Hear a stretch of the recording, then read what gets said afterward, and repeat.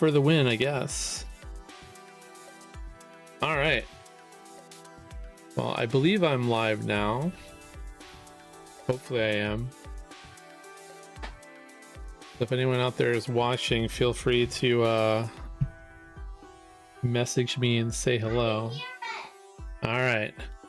So as I've mentioned a lot on my YouTube channel, a lot of my YouTube recording came from when my kid was younger and I'd have to go away. I would record me playing and he would watch them, and he's kind of into watching me play games. And today was his last day of school. So I told him I was going to record and live stream, and he got really excited. So he just kind of helped me troubleshoot things. So anyway, I guess let's get started. We're going to start this over fresh.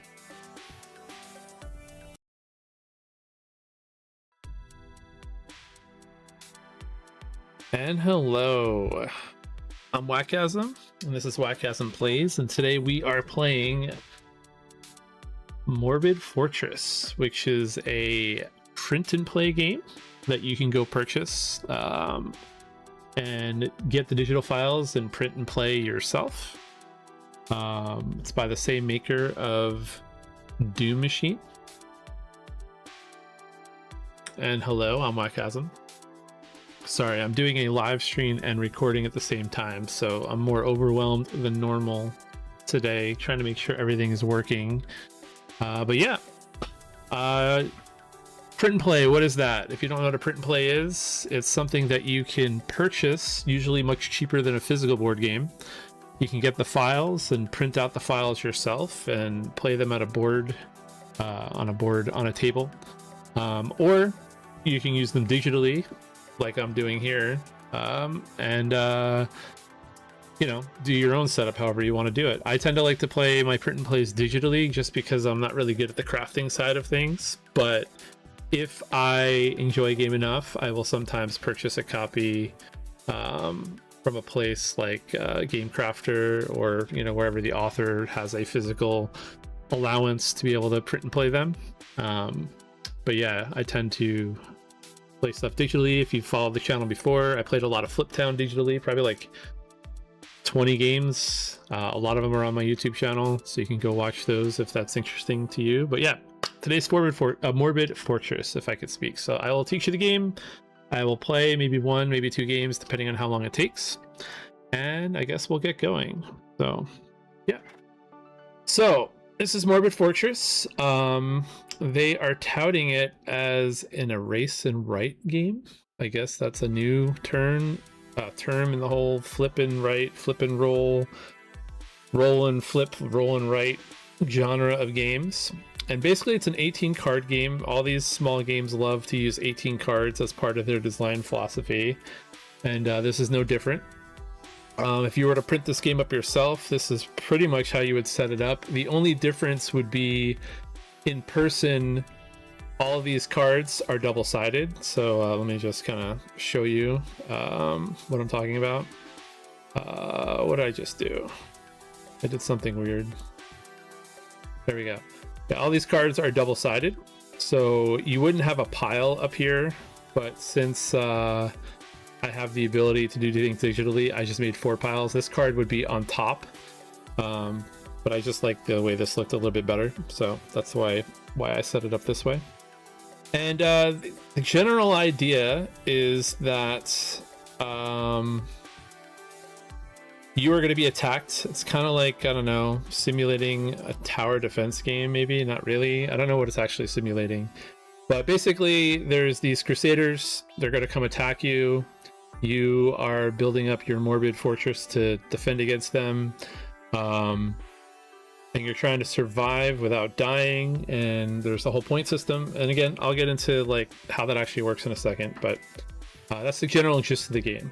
So I'm going to play it. I'm going to teach it as I go. Hopefully I don't completely mess things up, and yeah, we can get your thoughts at the end if this is interesting to you. So first thing that's going to happen in the game is you have to kind of set up your crusaders. That's this card right here. And the way you do that is just, you're going to roll 2 dice. So I'm just going to roll these 2 dice right here. And these have to be different. So I rolled a 3 and I rolled a 2. So what happens is if this was printed out in front of you, you would have a dry erase marker and you'd be writing on your cards physically. So these would all be double-sided cards. This card has an A side and a B side that's harder. We're going to play on the easier A side for now. And you're going to take one of the dice and you're going to mark one of them, and that's going to be this attack value that's up here. And then you're going to take the other dice, which I rolled a 2. I probably should put the dice over here. I don't know why I put it in the center. And you're just going to color in the pips like this. So one represents an attack, the other one represents like a magic attack. I'm pretty sure there's better terms for what they're called. I don't have the rules in front of me. Probably by the second play I'll have the actual terminology down. But yeah, this is how you set up the game. It's the first thing you do before you even start, and that's it. That's the whole setup. You set up these 4 cards. You're going to have 3 cards along the top, and in person you would have a 4th card on top of your draw deck. I just have it set up like this as 4 separate cards.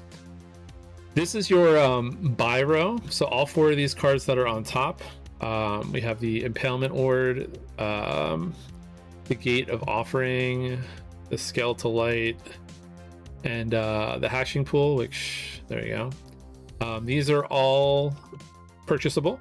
Their purchase costs are this up here, and these are the things that you get, which I'll explain how that works in a little bit. But if I want to buy these and put them into my building tableau here, I have to pay that cost. All right. So now let's just get into how the game actually works. So on a turn, you're basically going to be going up this, rally point card all the way to the end, trying to make it to the end before you die. If you ever take damage up to here, you're going to lose the game. And the first thing you're going to do is you're just going to roll all 3 of your dice. So let's do that first. All right, so we rolled a 1, we rolled a 2, and we rolled a 4. So first thing we're going to do is we're going to do this Crusader check step. And basically every time you roll one of the values on your Crusader dice, either the 2 or 3, you're going to fill in one of these circles. And this is kind of like representing, I guess, the Crusader's strength. Like, I don't know if it's a big mob or a big party that's coming to attack you, but the more you roll these, the harder the game's going to be.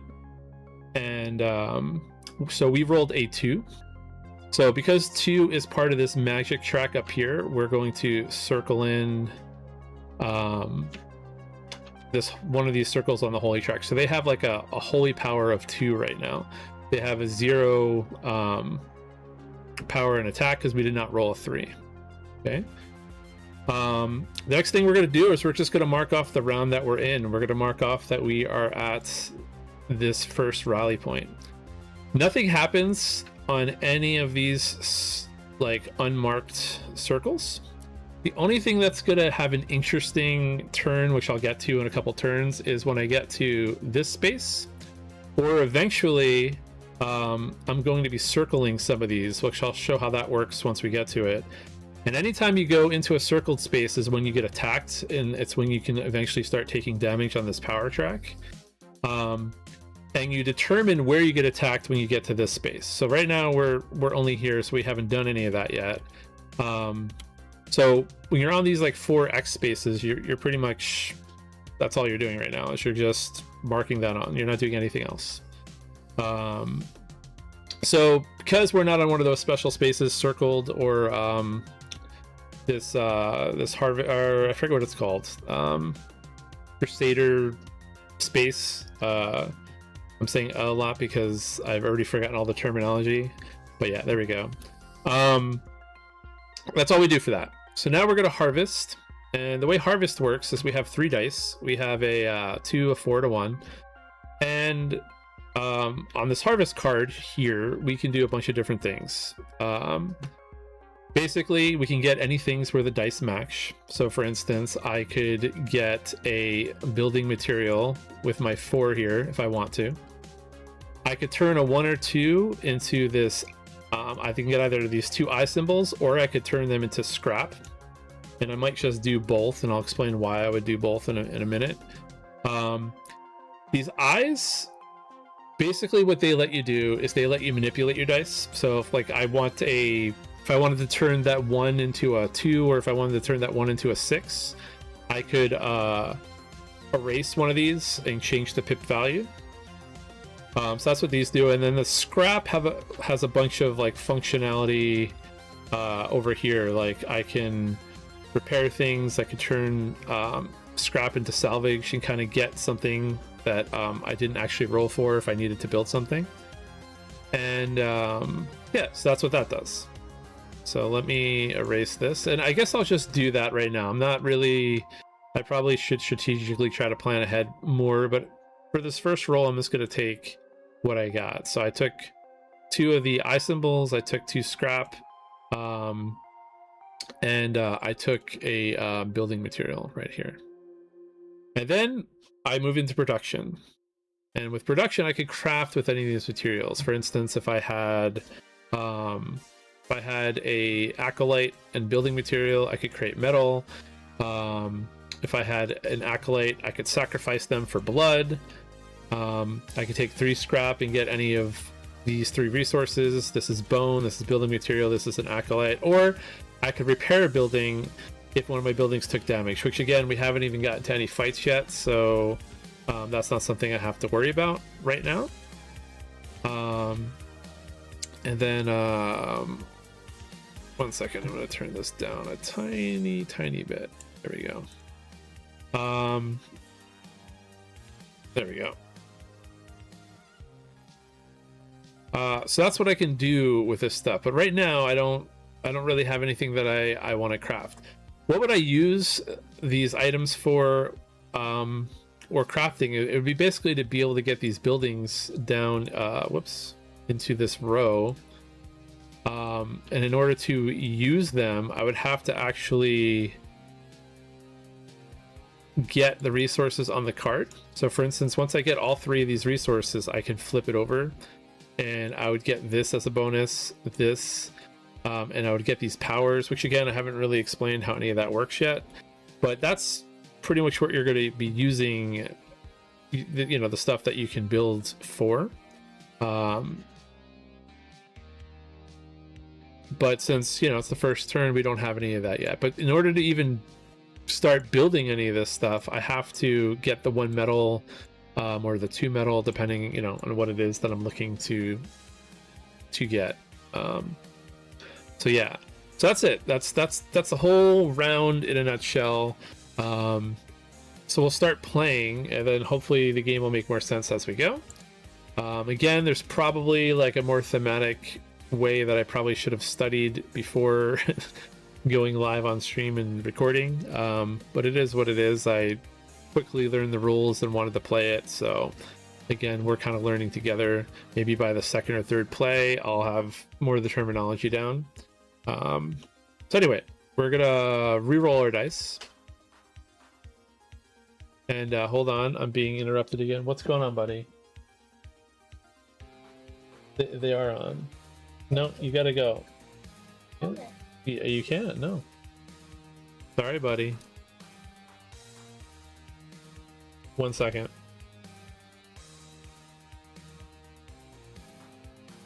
No. My kid really wants to be able to comment on YouTube, and for some reason he can't, and is asking me to turn it on. I don't have it turned off. At least I don't think I do.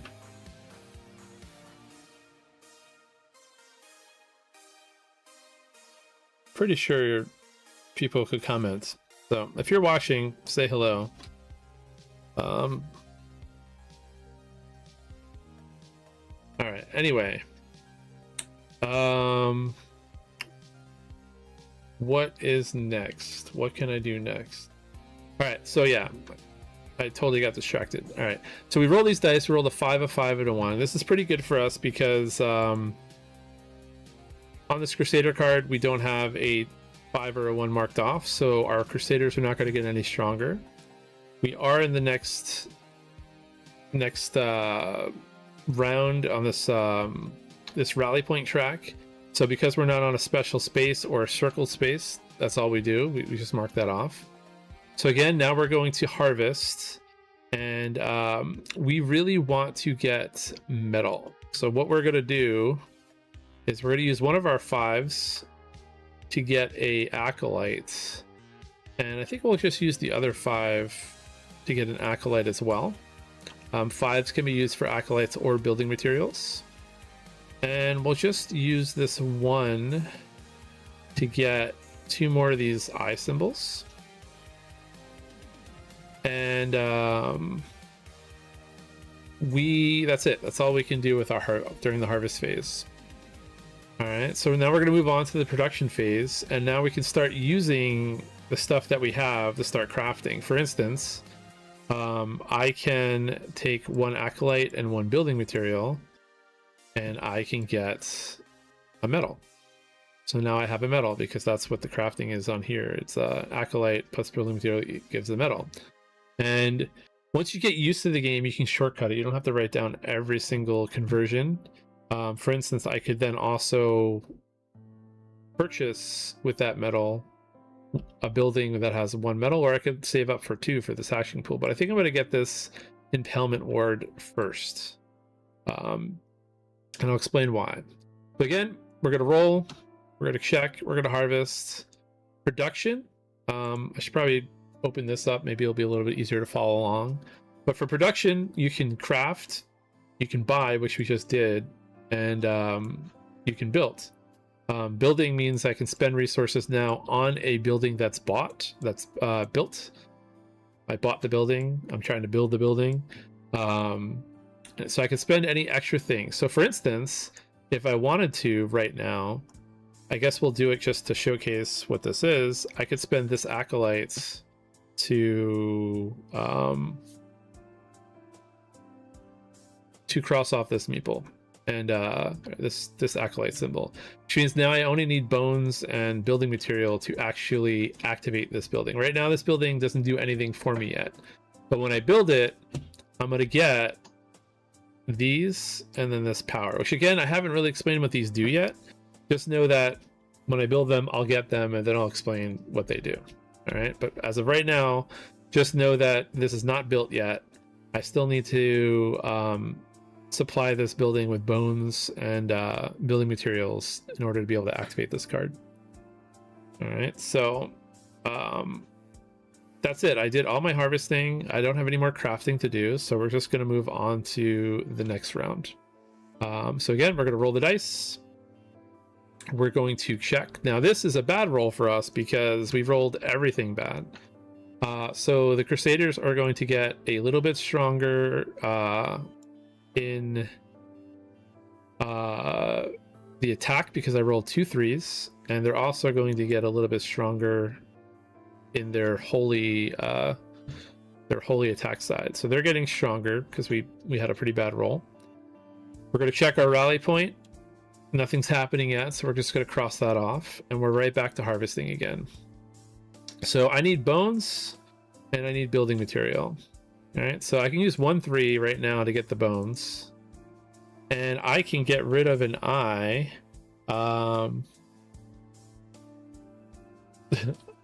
Okay, my son figured out how to comment. Well, hello, sir. All right, anyway, 1 second. All right, well, no more commenting, buddy.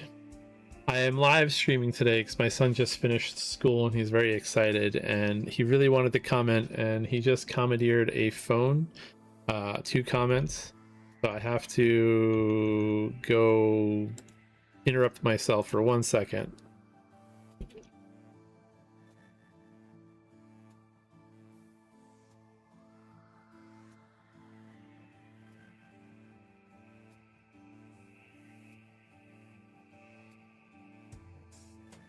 All right, I'm back. Sorry about that. Yeah, it's last day of school. He had a half day. I told him I was going to be recording. I converted it to live streaming, and now he's super excited. Although this probably isn't really like, I mean, it's not super dark, but I could have played a happier game, but I already had plans on playing Morbid Fortress by Doom Thoughts today, so that's what we were doing. Anyway, so I got a Bone Fortress. I was about to convert this 3 into a 4 to get a building material. And since both of these are what I need, I can now activate this building. Boom. I now have my first building. It's an impalement ward up. I have to erase that. And there we go. All right. So I'm back down to nothing. I still have this 2, and I think I'm just going to use it to grab... I don't know what we need right now, honestly. We need a lot of blood, a lot of buildings if I want to grab this. This has easier, and this gives us eyes every time it absorbs damage, which I'll explain how that works in a second.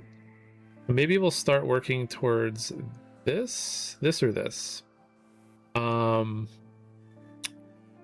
So with a 2, I could turn it into a 3 with another eye. So let's do that. So we're turning this 2 into a 3. And we're going to mark that off. And that's it for the harvest phase. All right. So now, sorry. I kind of skipped. You're only supposed to be able to craft during the crafting phase. I don't know why I did that, but everything still stands. I craft, I buy this, I had all the resources. The reason why you have to do it in order is because this can get full and you don't want to craft too early. Mistake on my part. You have to do all your harvesting first, then you have to do all your crafting during the crafting stage, but kind of just shortcutted it this time, but we won't do that anymore for the rest of the video. All right, so anyway, we got all our crafting done. We have this. So let me explain how this works now. This acts like a shield when we get attacked. It's going to actually lower the Crusader's overall power. So building up these are kind of like a passive buff. And these soak up damage when we actually get attacked. Again, when it happens, it'll make more sense. But you want to try to get these symbols. And then this is a special thing that anytime I absorb damage with my building, I'm going to get free blood into my alchemy, or into my alchemy harvest area. So it's kind of like a combo where when you get attacked, you get resources. So that's something to keep in mind. All right, so anyway, that's the end of the crafting phase. We're going to re-roll the dice. And we're going to do a Crusader check again. We have a 2. So these guys go up in power. We have no 3s. We're going to do another rally point. So again, nothing special happens. So now we do all of our harvesting at once. We don't do any crafting. We got low numbers again. Not sure if I want to go for the hashing pool or the skeletal. I think I want to go for the skeletal light early. So what do I need to get that? I need 1 metal. So let's just use the 4 first. I'm going to need a bunch of building materials, so let's do that. And then I can use 1 eyeball to turn this into a 3. No, we don't need that. I'll turn this into a 6. Let's erase this, and we'll get a meeple. And then this 2 is not really great for us. We don't really need bones right now, so we'll replenish our eyes. And that's all of our harvest. Now we can do our crafting. First thing that I can do is I can get a metal. So we're gonna get rid of these and get a metal up here. And then I have the bones. I can spend the bones right now. Actually, I can't do anything until I build this. So let's buy this right now. Let's commit. We're going to use the metal. This goes down into our building tableau. So now I can spend this if I want to in here.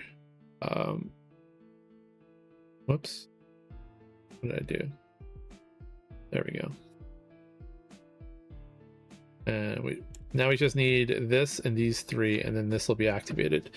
Now, it'd be great if we could get this activated before the next couple of rounds, but we're going to see how lucky we get. So now comes all the special rules that we didn't talk about yet. So we're done with our crafting production phase. We're going to roll our dice. I don't know why only 2 of them rolled. Oh, because I locked it. Whoops. We'll roll that one too. So we have 3 4s. I'm gonna re-roll this just because this is like the one time where this is a bad rules showcase. This would be really good if we were playing and wanting to win, but for a rules showcase this is really bad. So I'm just gonna re-roll these and showcase why. Okay, this is still pretty bad, but we'll go with this. I guess this is a little bit more natural of a roll. All right, so first, our Crusaders don't get any stronger because we didn't roll a 2 or a 3. Next, we are on the special Crusader spots on the rally point. And basically what this means is we're now going to figure out where we get attacked. And what happens is once you cross this out, you're going to look at the dice you rolled, and you're going to circle any numbers that match. This is why the 4s would have been bad, because I'd only be circling 1 4. If I had 3 different values, like let's say it was 4 6 1, I'd be circling the 1 here too. And again, once you kind of learn the game, there's a B side, and the B side has a lot more values. So for instance, a 1 would be really bad because we'd be attacked twice. And the track looks a little bit longer, or maybe there's more opportunity to be attacked. I'm not 100% sure. This definitely looks harder because we'd be attacked sooner, but yeah. Just trying to explain how that works. But anyway, that's all that happens that's special. We're not being attacked yet, but we are checking for Crusaders. We now have determined where they attack us. And again, that's the only special thing that happens. We're still not getting attacked yet. But anytime you get this symbol is when you determine where you get attacked. And basically, you determine until the next symbol. So once I get here, I'll determine if I get attacked in these 2 spaces, and then once I get here, I'll figure out all the spaces I'm going to get attacked between there. So right now we know in 3 more rounds we're getting attacked, and then 3 more rounds again we're getting attacked. So we have a couple more rounds to prepare for their attack. All right. So again, we are going to craft, or no, we're going to harvest, and this one's going to be a little bit simpler, I think. We're just going to get 2 acolytes, and we're going to get some building materials. Now we need a lot of building materials for this, but we also need to create 1 metal in order to be able to craft this skull symbol. And the skull symbol, I forget what it's actually called, but the you'll notice there's no skull symbol on here. It's like the only special symbol when it comes to resources. Whenever you craft or get a skull symbol, you have to use it immediately. You can't hold on to it. Whereas this stuff, you can hold on to 3 of them. So if I craft this, I have to immediately have a place to use it. And that's kind of like the bottleneck there. So yeah. All right. So I got all my harvesting. Now I could craft. So I don't have the blood yet, and that's going to be something that I think I will get now. I can turn 1 acolyte into 2 blood. So we're going to sacrifice an acolyte. Whoops. We're going to sacrifice an acolyte to generate 2 blood for us, blood sacrifice. And then we are going to use, we don't have a metal yet. So we're going to create a metal right now, which takes an acolyte and a building scrap to create the metal. And we're just going to use the metal and the blood to get this skull symbol all in one go. So again, you could one by one mark everything, but the rulebook says once you kind of get a hang of the conversions, you can just kind of do it as long as you don't make any mistakes. Pretty sure I'm not making any mistakes. I'm making a metal. I'm taking the metal I made and a blood and generating the skull, and I'm going to apply the skull here. So we got the hardest part of this building craft down. We just needed 3 building resources before they attack us. All right, so that's it. That's the end of the round. We're gonna roll again. I have a 2, a 1, and a 4. So because they got a 2, this holy track's gonna go up again. And this is all gonna come into play once they attack us. So that's gonna be coming soon. We're gonna cross off the 1 space. We're not getting attacked yet, but we are gonna get attacked on the 6 space.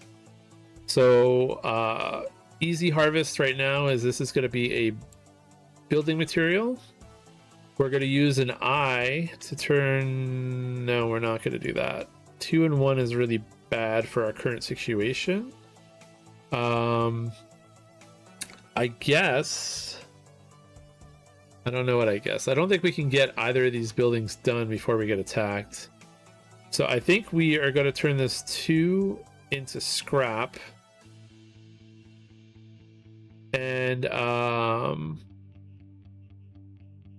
So I want to turn this 1, yeah, let's turn this 1 into a 6 and just get an acolyte to kind of prepare for the future a little bit. And yeah, that's it. And then I could craft stuff. For instance, I could put this building scrap onto this building right here. So we'll do that. Need 2 more and then we're all done. So we're going to re-roll again. A 3 and 4, that's really not good for us. So they're getting a little bit stronger on both sides. Rally point. So the next turn is when we're going to do our first attack phase. You'll get to see that in a second. This one's going to be really easy. Again, we're going to grab this 4 and we're going to turn this 3 into a 4. So we're getting 1, and then we're going to use an eye to turn the 3 into a 4. That's going to get us 2 buildings. And with this 1, I think we're just going to use this last eye that we have right here. To get another acolyte. So we're going to turn this 1 into a 6.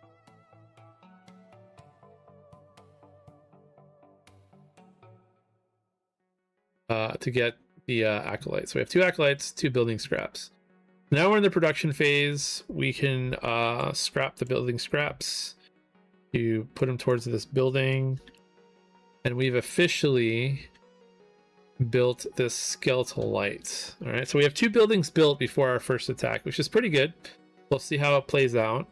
I don't really have anything to do with the acolytes yet. If I get more building scraps, I can maybe buy the hashing pool or the gate of offering. I might do the gate of offering first and then use the metal that you can get from there towards the hashing pool. And also, I was supposed to be drawing cards and I totally forgot that I should have these access to these. Maybe I might have wanted to do one of these first. I could have got another sanctuary tower with this, so maybe this is worth going for. But anyway, I didn't do that. I went for this instead, so it's fine. We are going to now not do anything else. We're not going to craft. We're not going to buy or build, so we're going to re-roll. And we are going to do our Crusader check. Now, this is another not great roll for us because their attack just went up twice. And we are now officially in our first attack space. Let's color this in.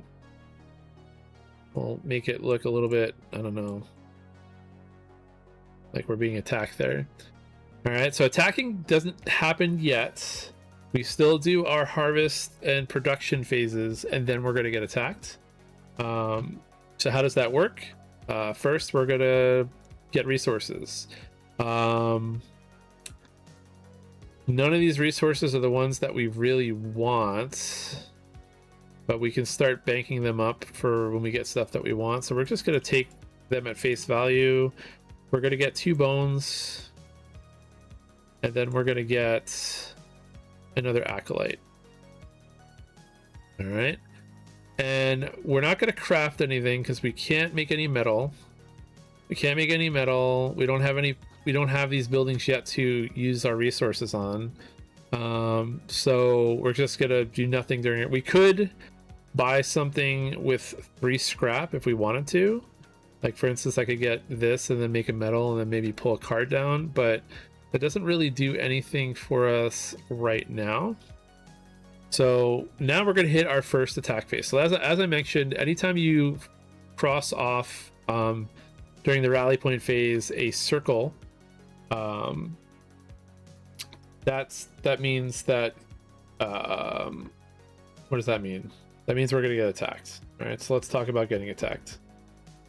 Whoops, wrong button. There we go. All right, so let's get attacked. Let's see how this works. So what's going to happen first is this is their power. We're about to take 1, 2, 3, 4, 5, 6, 7, 8, 9, 10, 11 points of damage. 5 from the attack side and 6 from the holy side. But your buildings come into play first. The first thing that's going to happen is we're going to defend.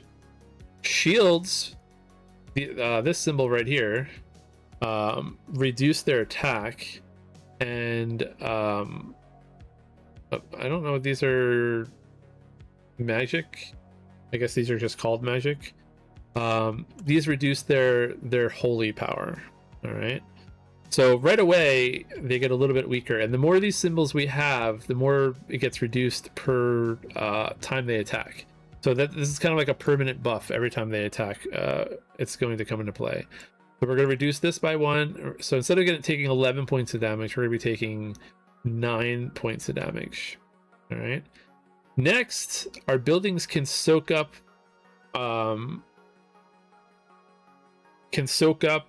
damage if we want them to, and I believe we want them to.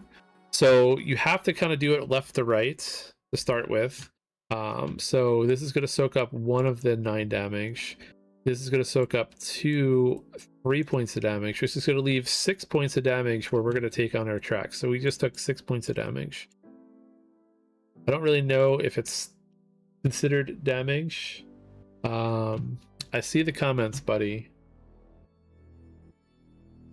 For my next video, you want me to do potato? I will do a potato stream at some point, I promise. But not today. Maybe later today. All right. So yeah, so we took 6 points of damage. I don't really know if it's actually called, I guess it's damage, right? We're gonna call it damage. I think that's probably what the rulebook calls it. So the power track goes up, and basically one of the ways you lose the game, I didn't really talk about how you lose, is if the power track ever gets up this high, you lose the game. The other way you lose is if you get all the way to the end, there's like a scoring mechanism where you compare your score to the power track, and if the power track's higher than your score, you lose the game. So this isn't really a beat your own score game as much as it is to try to survive and beat the win condition. I'll get into the calculation of that at the end, but basically some of these buildings give points. You get points for each building that's not damaged, and there's a bunch of ways to calculate it. And somebody's at my front yard doorbell right now. I think I have a package, so I'm just gonna leave that be. So anyway, that is the entire attack. We took our damage and we're gonna move on. So we're gonna re-roll our dice. All right, so we got 4s and 5s, which is really good for us because neither of them are the attack and the holy. We are in a non-attack phase, so we're just going to move on to the harvest.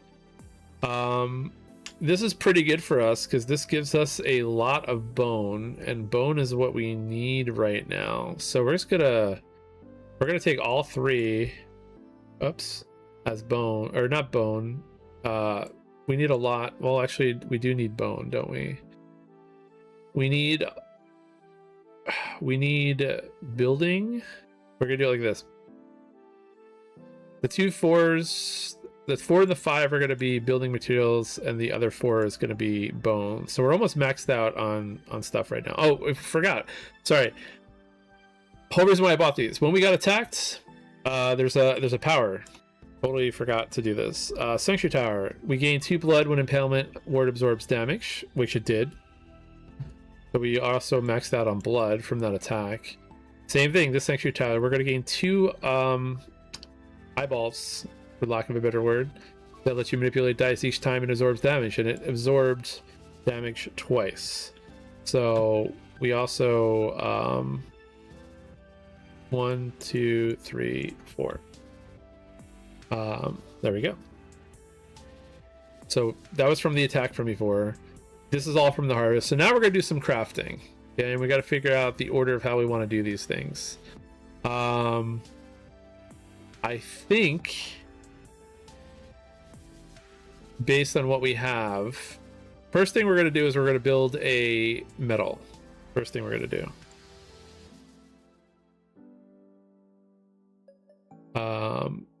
And actually I'm gonna pivot. We're gonna do 2 metals. So we just got 2 metals, and we're gonna immediately spend those metals to buy the hatching pool. All right, and I'll explain why we did that in a second. Basically, we're doing it for this special power. Actually, no. What am I talking about? I said we're gonna do it this way. So we're gonna immediately we're gonna give ourselves back 1 acolyte and 1 building material. We're just gonna use one metal to buy this gate, and then we're gonna use all 3 of our bones. 2, 3 to do that. That's all 3 of our bones. We have a building material, and we got 2 acolytes, and we're going to use all of this right now.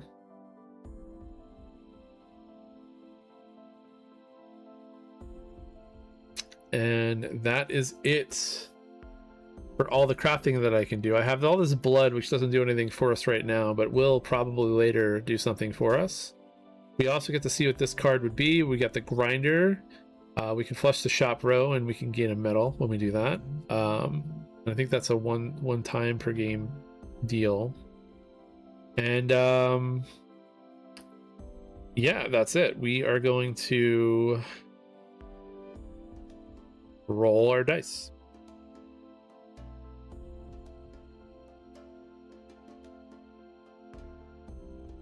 Let you look at what? No, not my. Oh my goodness, I don't know what you're saying in chat. All right. So we rolled 2s and 5s. 2s are bad for us, because that's gonna mean this goes up. This got stronger, but luckily the attack did not. And then we are on another normal space. So the next turn we're gonna get attacked. And we got a lot of 2s, which is not great for us. 5 is not so bad. So first 5, we are going to get a building material, and we want 2 bones, so we're going to use 2 eyeballs to turn these 2s into 3s. And we're going to get a bone and a bone. There we go. And then now we're going to craft, and we're just going to use everything we just got, 2 bones and a building scrap, to build this. So now we have a gate of offering. This one gives us a shield, and this one has 3 spots to absorb damage. In addition, as a one-time power, I can gain metal, and I'm just going to use it right away to grab the hatching pool. Whoops. Didn't mean to write on the hatching pool. So that I can start working towards this. And yes, that's where we're at right now. I don't have a lot of ways to score points yet, so I gotta start pivoting at some point to trying to score points. But I am in a good spot right now to help reduce some of the damage that I'm going to take, and I'll showcase that in a minute or two. All right, so next, do I want to craft anything else? I do not. I am going to spend all of my blood though, and immediately get this part of my hatchling pool done. So those are all done now. All right, so we are going to roll.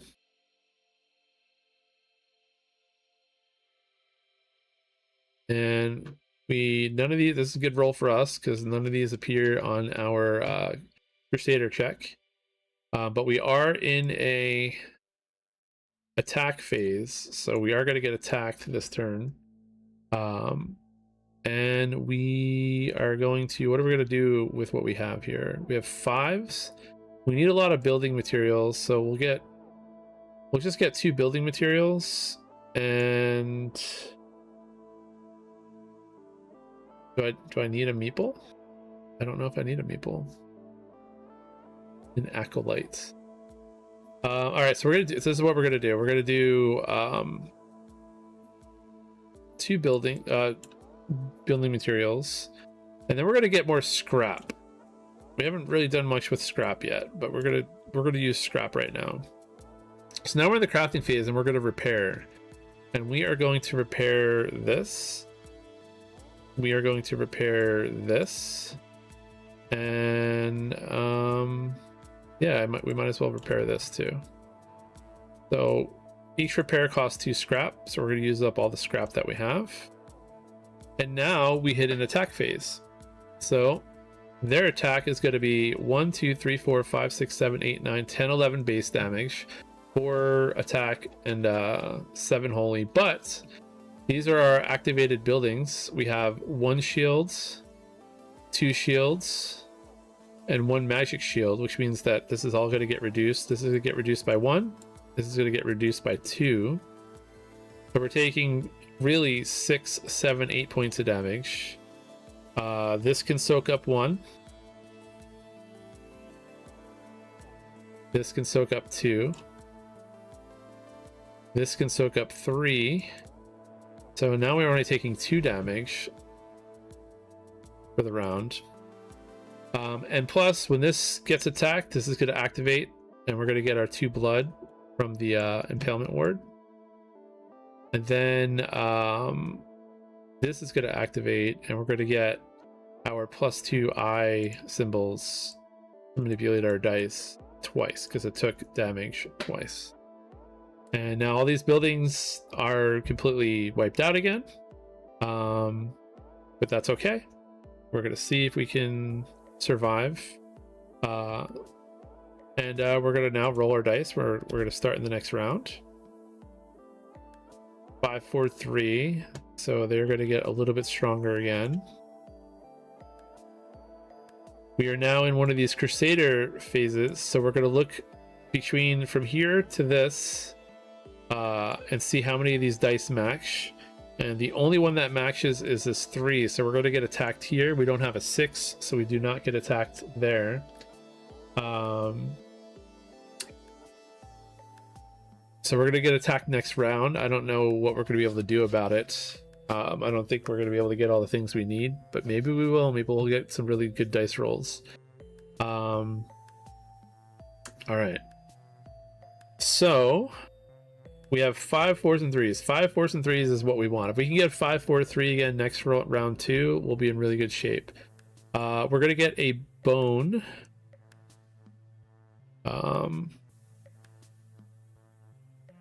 I could have used these last round. I don't know why I didn't. So we're gonna. Oh, it doesn't really matter, does it? It doesn't really matter. We're gonna get a bone, a bone and a bone and a building material. It matters a little bit, but hopefully I don't hate myself. And we're gonna get this, this, and this. I should have used these 2 last round. On the hatching pool, but I forgot to, so now I'm maxed out. I couldn't get 2 building materials, but it's all right. I was able to use all the dice, and we're gonna just go to craft using all this stuff now. So we have 1, 2, 3, 4, 5. Hopefully I didn't make a mistake here and like not erase them when I use them on something. This feels like a lot more than I should have, but you have to let me know in the comments if I did mess up, or if you're watching live if I messed up. Unintentional if I did. One of my core tenets is I make rules mistakes. It happens. You probably do it too when you play by yourself. But I don't actually know if I did. But we're in much better shape to getting this hashing pool than I thought. That's assuming I didn't just cheat and use this. But I don't see a place where I would have used it. So unless I used it here and forgot, which could be true. I'd have to run back the replay and figure that out. But we're gonna move on. First play woes. So that's it. That's all the crafting. So we're gonna roll again. So we have a 1, we have a 2. So they are going up their holy track again. And they did not go up the attack track. We want them to go up the attack track, and I'll explain why, but they're not, so it's kind of unfortunate for us. Because this hashing pool really helps us more with the attack side, but I'll explain that in a second. Anyway, we are on an attack space, so we are getting attacked this turn. So whatever we do to better our position, we have to do it now. And we are simply going to get our building scrap first. We're going to turn this 6 into a 5 with one of these eyeballs. Now it's going to get us the building scrap that we need for this. I'm not even going to write it down. And then we're just going to get 4 scraps, I think, for now. 1, 2, 3, 4. And now we're in the crafting phase. We're going to use that one building material that we had to do this. We're going to flip this over. So now we have 2 shields of each, and this has a one-time use where you can activate it to remove more. But this is what I was saying. I was kind of wishing they'd get more attacks than holy, because we can remove 2 attacks and 1 holy. We're going to kind of waste one of these when we get attacked, but I think we kind of need to use it regardless. So we'll see. We'll see what happens. But we used all of our crafting stuff. We're not going to do anything else. I don't have a use for blood. There's no like blood to scraps or anything like that.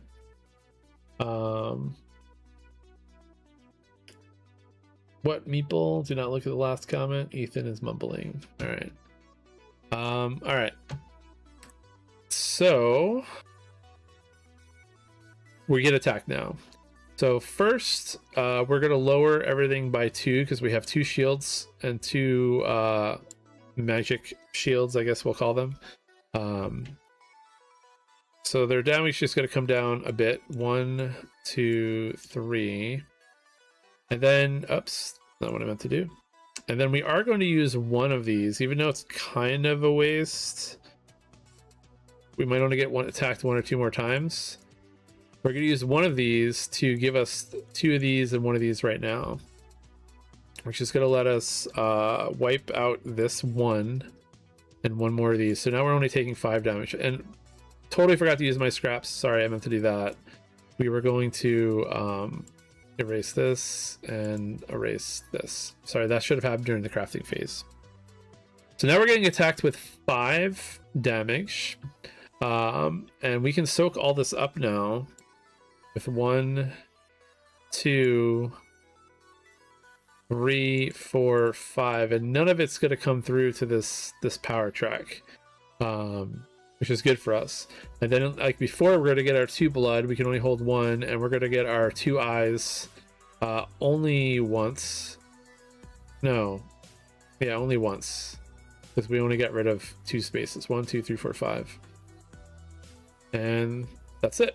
We're going to do the next round. 2, 2, and 6. So again, they're obsessed with going up this holy side and not this attack side. They're getting around my defenses. This is a normal round, so we're going to mark that off. And what are we going to do with our dice? We need to start looking ahead to what we might want to buy. There is a card that makes all your sanctuary towers become points, but we don't have that out right now. And there's nothing with magic shielding. And I don't think there's a way to flush the shop unless I build this. So we might have to start going for the grinder. So we're going to get an acolyte. I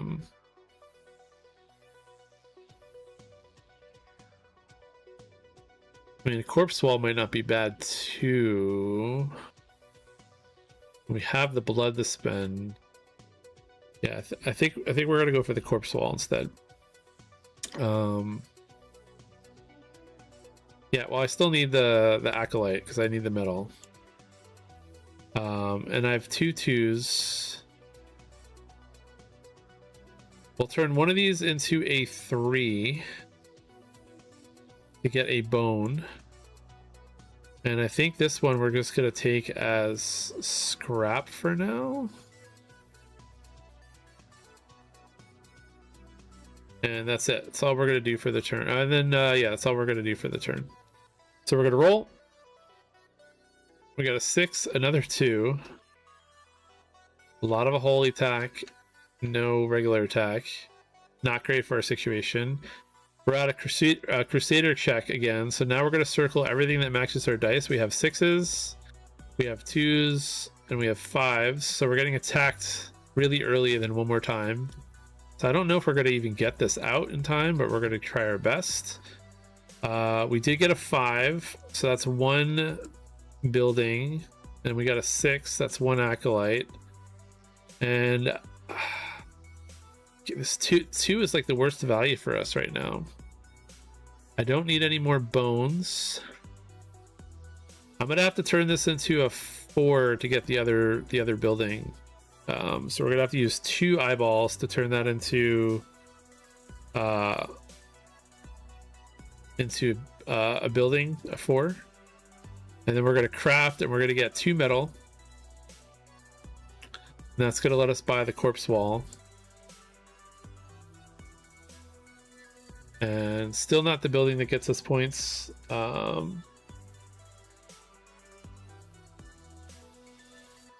And yeah, a lot of weird commenting game overs in my chat from a hyper excited fan. All right, what is next?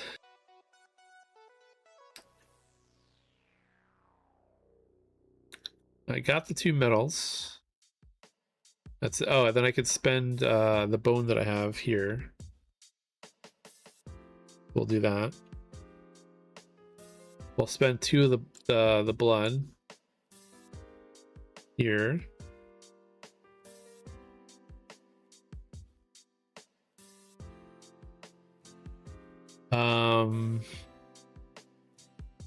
I see you screaming my name in chat. I'm not sure what to respond and say though, sir. All right, and that's everything. That is everything that I'm going to do for this turn. All right, so we're going to roll again. This was this phase, I think, right? Yes. All right, so we're going to roll. Finally, some 3s, but another 2. Not good. Rather just stack on some 3s. We are in a normal phase. We're not getting attacked yet. All right, next we need what? We need more meeples. None of these are 5s or 6s. We can get 1 building with this, so let's do that. And 3s and 2s, man, are not the numbers. Let's use 1 eyeball to get another building.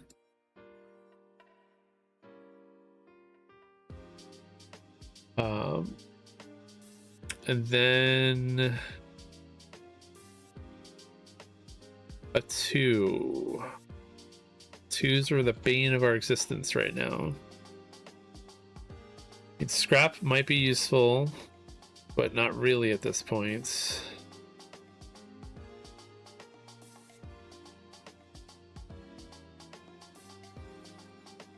I want to spend all these eyeballs and turn that into a 6. I think I do. I'm going to use 2 eyeballs to turn it to a 1 and then turn it into a 6 to get an acolyte. And then we're going to move into our crafting phase, and we're just going to use all this to get this going so that we can hopefully get one more acolyte in the next round, and at least we'll have our corpse wall up for the next attack. All right, and that's all the crafting we're going to do. So we're going to re-roll. So their holy is now maxed out. Their attack is at 3, which is still managed by what we have. If only this hatching pool was reversed, I'd be much happier right now. So they are in their first attack phase. So we did not get a 4, 5, or 6, so we are going to have to turn this 4 into a 5 to get a meeple. And I think for the remainder of this turn, we're just going to get scrap, so that we can repair some stuff. And we're gonna use this meeple that we bought here to activate the corpse wall.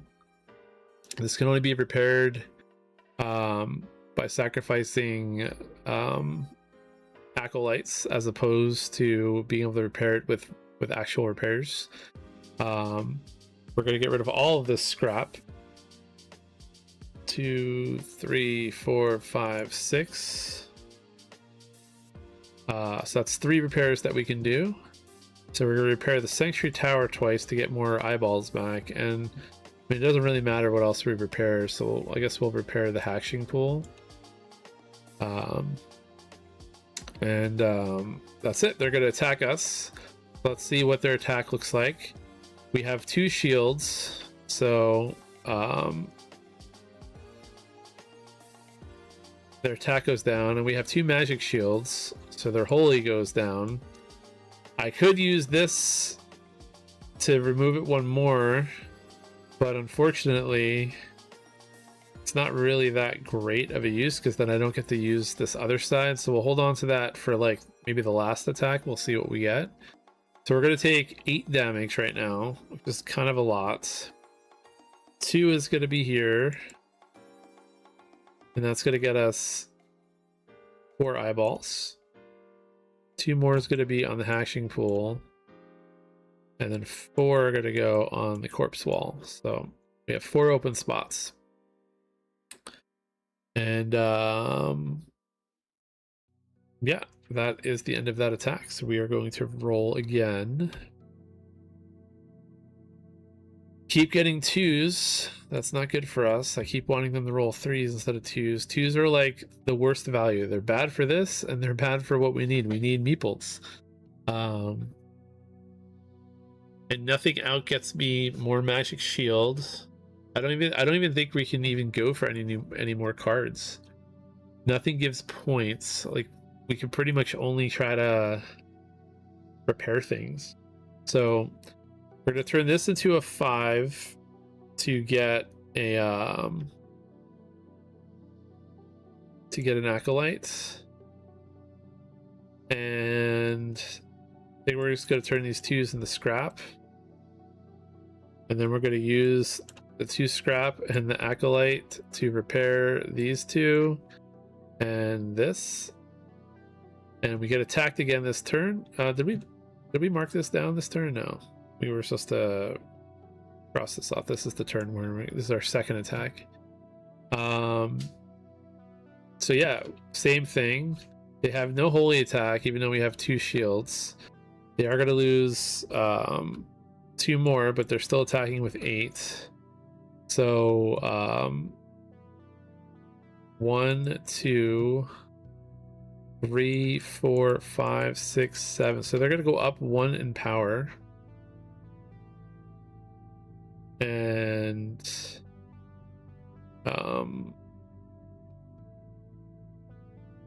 Yeah. That's it for the turn. So I have to look at the rulebook for the score. Give me a second. I forget how the scoring works. For undamaged square, additional victory points, but we also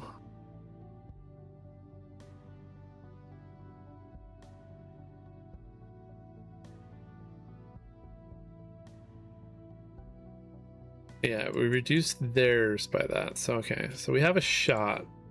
I'll explain how that works in a second, but I don't think we're gonna win, but maybe we'll get lucky. All right, so we're gonna roll. We need them to not get twos. That's the problem here. They just keep getting twos over and over and over again, and no threes. All right. I think I forgot to give myself eyeballs as well from this. All right, so we have a 4. We're going to turn that into a 5. Anytime we can get an acolyte now, we're just going to get it. And then I think we're just going to do scrap, scrap, scrap, scrap again. None of these buildings really... Oh, this building. I didn't even see that. Could one time absorb all the magic damage. I don't think we can get that though before the end, before time's up. Because 2s again are really bad for getting buildings. 2s and 1s. I'd have to use all my eyeballs. I need to get another meatball.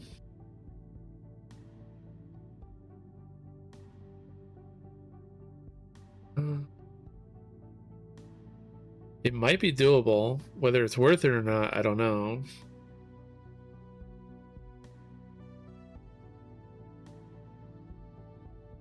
We don't really get more points out of it, but I don't know. Let's go for it. Let's see if it's worth it. Instead of getting all this scrap, let's get another acolyte, and then let's get a building material. It's gonna cost us 3 eyes to do it, but we're getting a lot of eyes, so let's just go for it.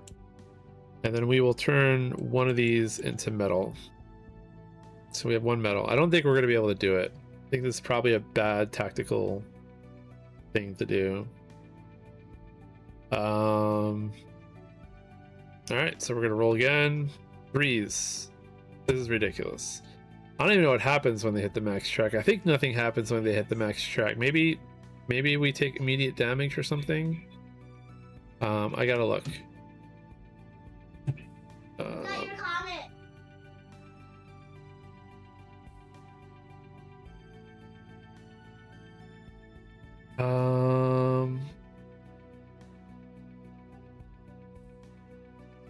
Where is it?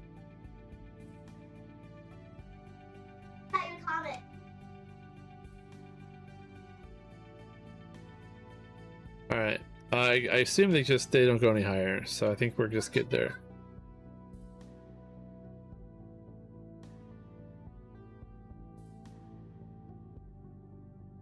All right, so we've got a 5 and 2s again.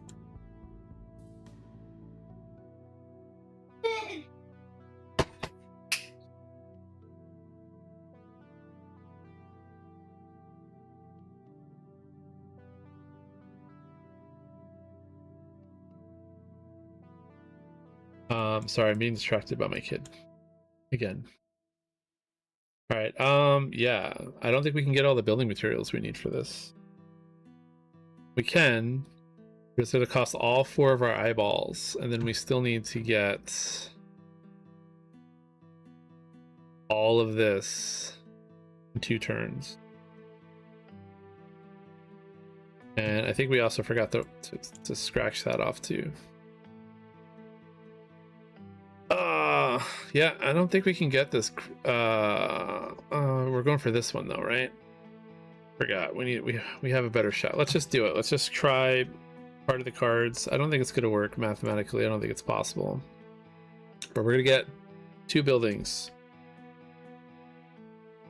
And then we're going to use 2 of them in the crafting phase to get another metal. To grab this. And here, this is a card that you can use to get points at the end of the game.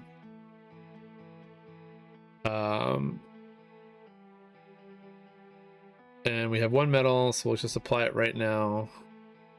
Yeah, I don't think it's possible because we need 4 stuff before we get attacked. This was probably a waste.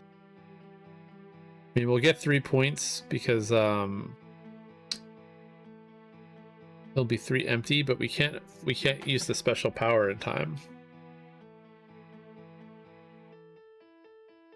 Well, we'll just continue with our plan anyway. Like I'm 95% positive that we can't get 4 materials in like one go. There's no special way. Even if we roll perfectly, we don't have any scraps. We didn't get the building that generates bones for us.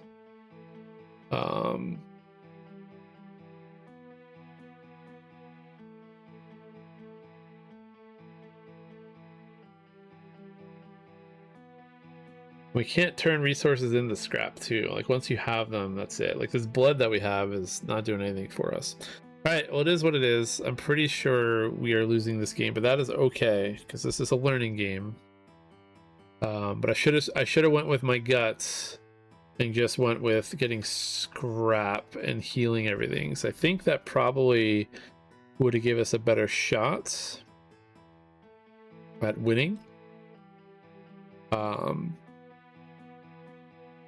All right, we're gonna reroll. Yeah, we don't have this anymore. Yeah, like we didn't even get the right rolls. We would need 5s and 4s to get 3 of these, but yeah, that's it. There's no like get extra on doubles or anything like that.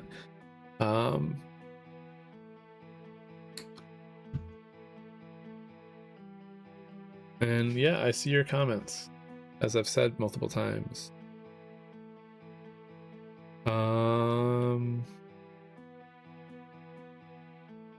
So yeah, this doesn't go up the track at all.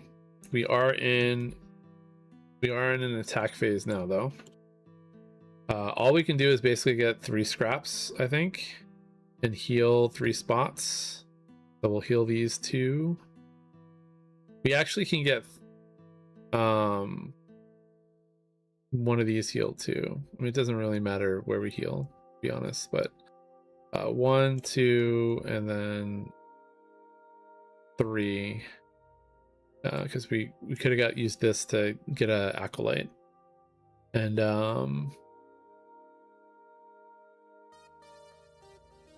yeah, that's all we can do. We're gonna get attacked now.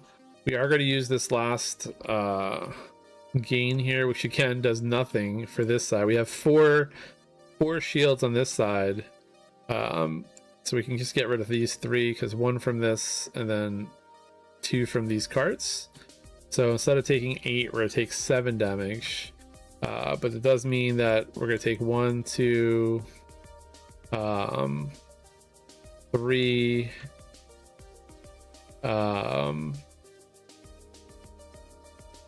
3 damage, which just means another 4 is going to go through. 1, 2, 3, 4. Yeah, this heavy loaded, being attacked on this holy side so much is what cost us the game, I think. And again, I didn't really have any like if this came out sooner, or if this came out sooner, I might have an opportunity to catch up, or more of these shieldy things, or like the reverse of the hatching pool. If there was a card that like let us block more magic, that would be helpful.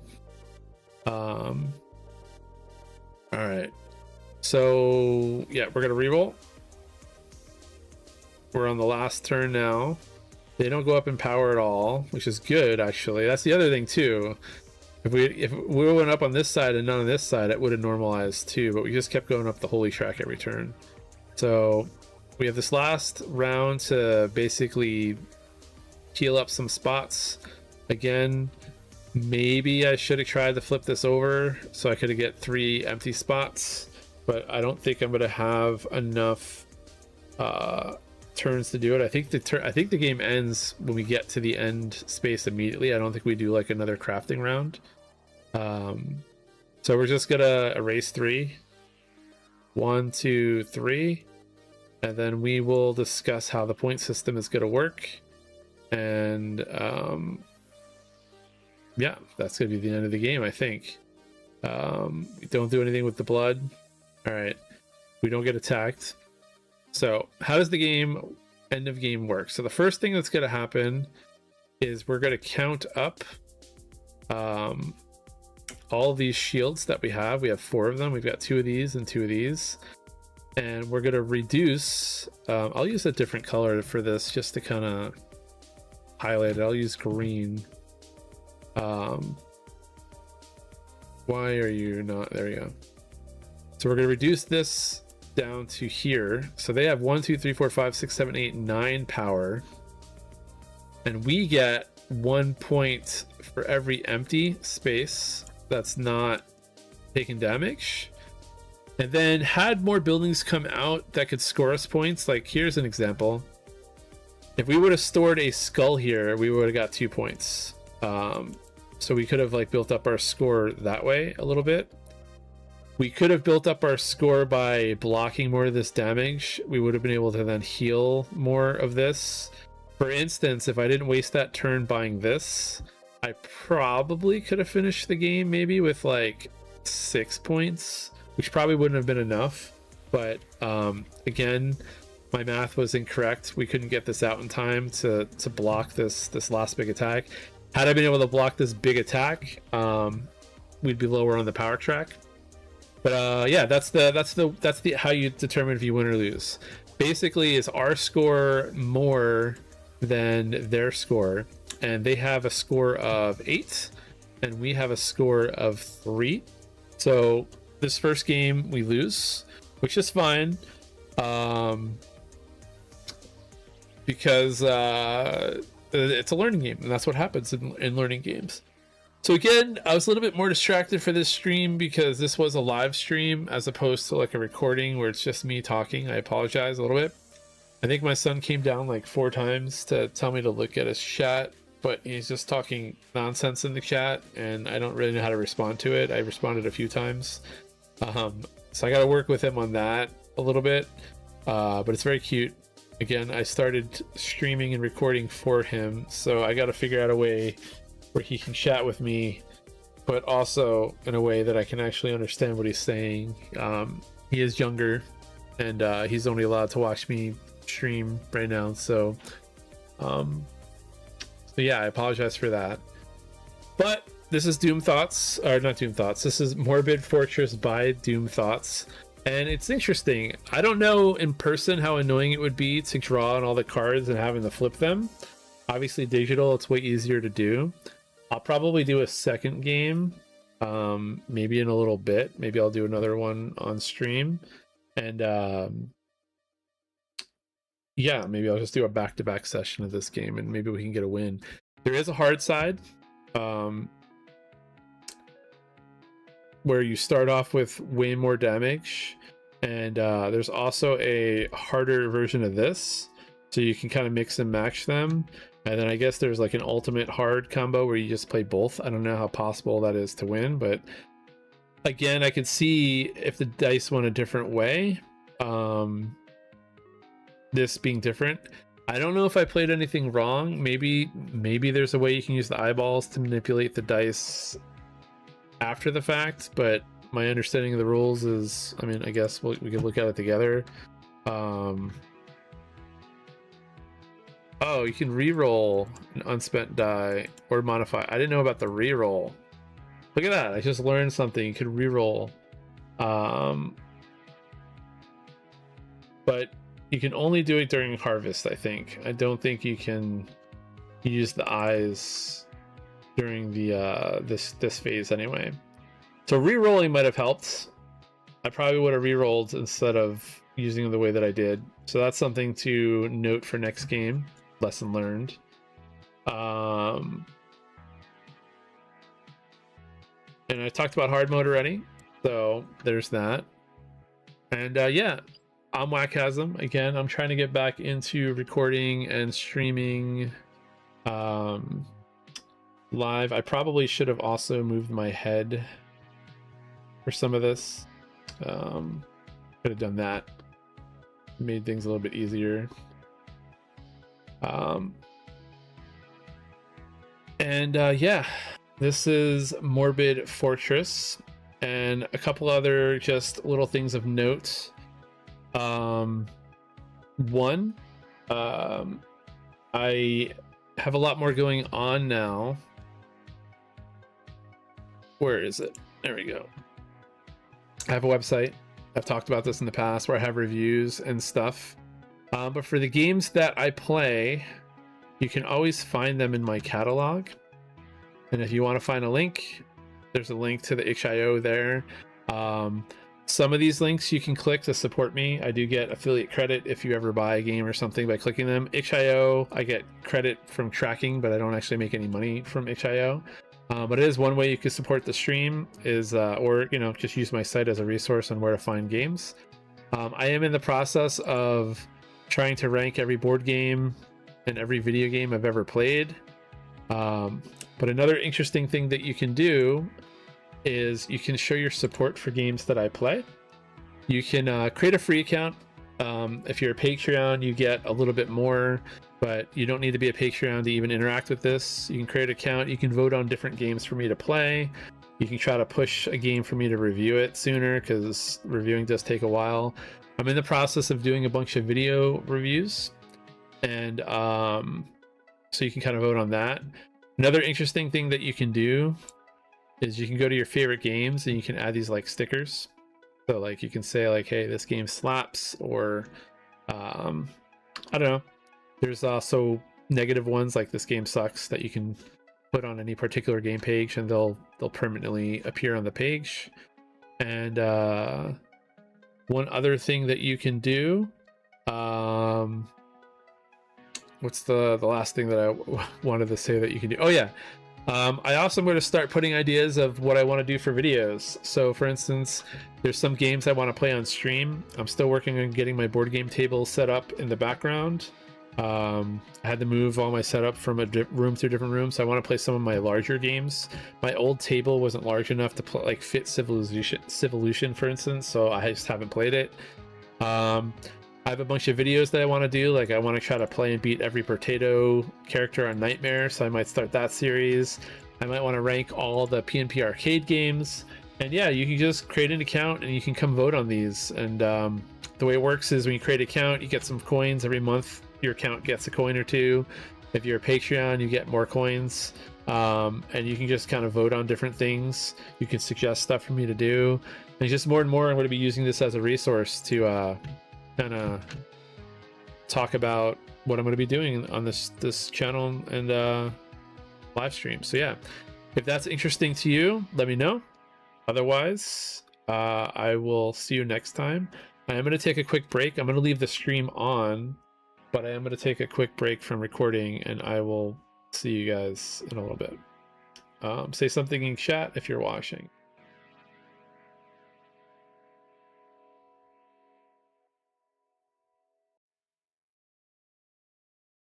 All right, I will be right back.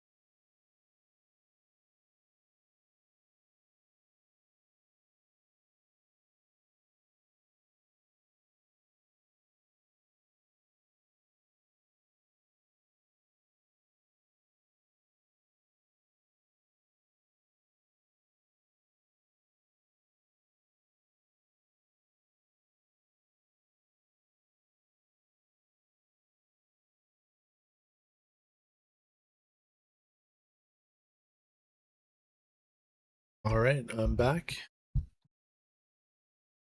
Need to do a quick test, make sure that things are looking okay. 1 second.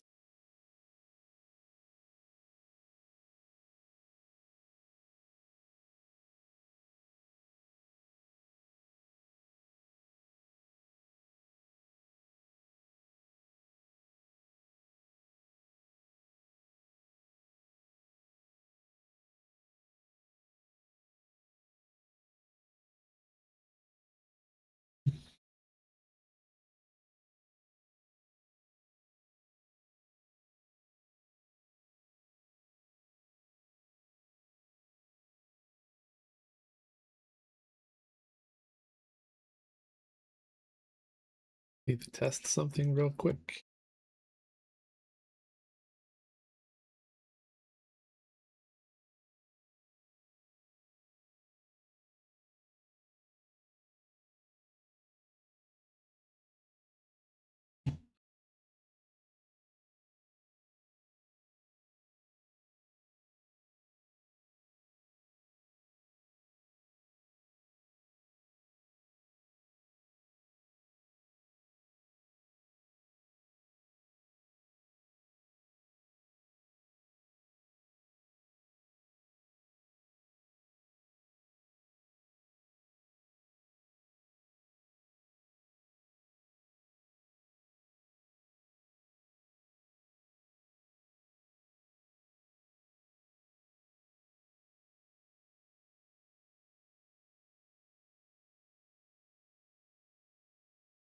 Trying to figure something out real quick.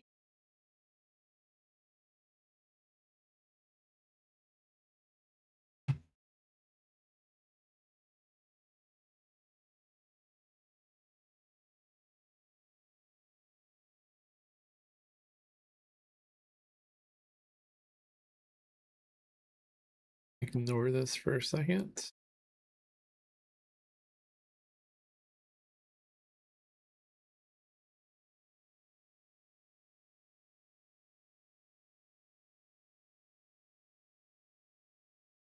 All right, that worked.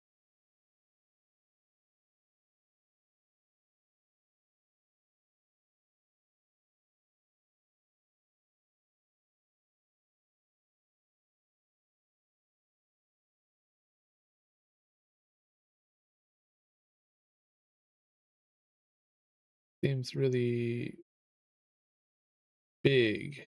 I don't remember setting it up that big.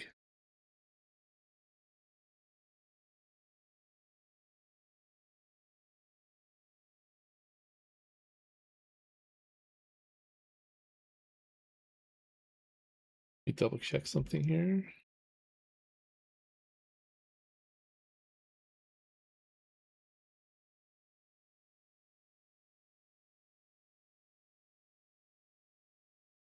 Yeah.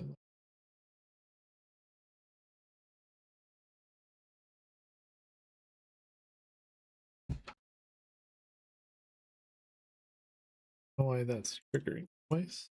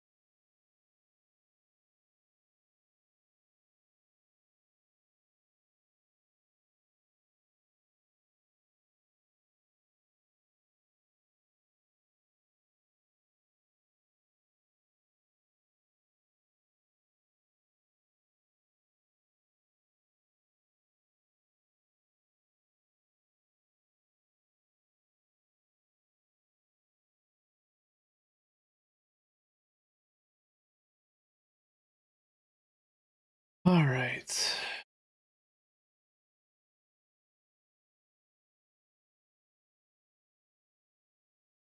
All right, I'm back to do another recording of this play. Hopefully we do a better job with the rules this time. 1 second. I will be recording and streaming at the same time today, so hopefully I don't make any mistakes. But I'll be going live in about 2 seconds. Whoops. Alrighty, in 3, 2, 1.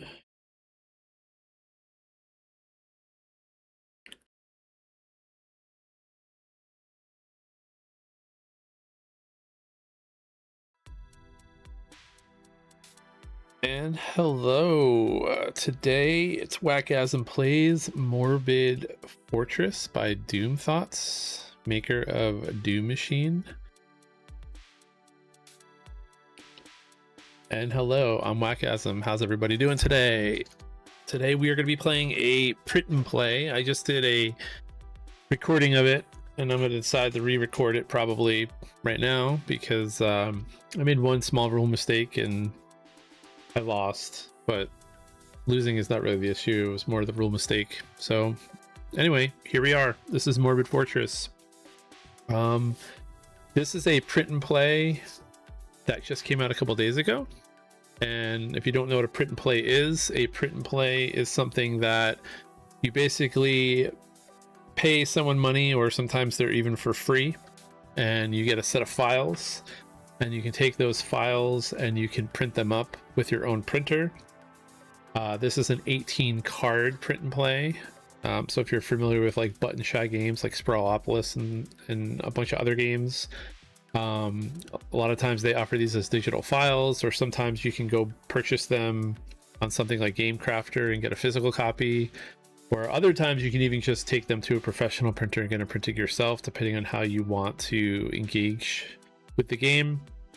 If you print them yourself, often what you might do is like the low budget version would be print them on a piece of paper, get like a poker card or something, or maybe like an old Magic card, and sleeve it, and then put the cut paper in front of the Magic card, and it will feel like a regular card.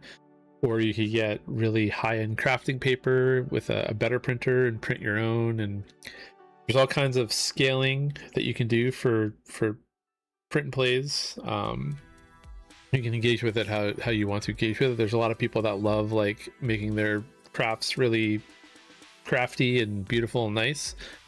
Me, on the other hand, I tend to play my print and plays digitally. If you've watched my channel, I've played a lot of Fliptown on this channel digitally, a lot of other games that would otherwise be printed on paper. I tend to play them on a device. One, because it's easier to stream and record, and two, I don't know, I find every time I print out print and plays, the papers get messy. I've tried laminating them before, and then they like start to curl. I don't know, unless it's a game that I'm playing multiplayer or a game that I really want to play physically, I tend to not print my own copy, or I go the other extreme end and I get a physical copy. Like even though I've played digitally Fliptown like 20 times, I just got the Kickstarter for the physical copy, which I haven't actually played yet, but maybe I'll do that on stream with the physical copy one of these days. So anyway, that's kind of an intro what a print and play is, if you don't know what that is. This is Morbid Fortress. I guess the theme is you are, I don't know, a necromancer, and you're building a stronghold, and you're trying to build the biggest stronghold you can, and there's a bunch of crusaders that are showing up to your fortress to stop you, and your job is to survive and not have your fortress get destroyed. That's the theme. Very visual, very dark. So yeah, we're gonna get started. I will teach you how to play this game. I'll go over the rules kind of in my own way. I'm not going to do a full overview. I'll kind of play and teach as I go. I'll teach you what's important, and then I'll teach you the end game scoring condition later on once there's more information. And other than that, there'll be 2 times in this video where I promote myself. One of them's right now. If you like what you learned, if you want more of this, the best way you could support me is like and subscribe. I have a website where I do reviews. You can kind of see all kinds of stuff to the left and above me about different things. I'll talk about that at the end of the stream. But I guess, yeah, let's get started. And one other thing of note, I've started recording all of my stuff both in vertical mode and in horizontal mode. So in the YouTube description, there should be a link to the vertical mode if you want to try viewing this like on your phone in a different way. I won't publish both. One will always be unlisted. So if you want to see vertical modes, there'll always be a playlist of vertical modes in a playlist. Other than that, I guess let's get started. So this is, I'm actually going to turn my face off for this one just because I think it makes it easier to see what's going on. I probably could do this actually. It won't be that big of a deal because I can always move the dice up. But yeah, I'll hide my face for now. So this is Morbid Fortress. Like I said, you're a necromancer trying to protect your fortress from the Crusaders. The way the game works is there is a setup phase that you have to do first. And we're going to do that right now. And the way you do the setup phase is you're going to take 2 dice. You're going to roll them. Whoops.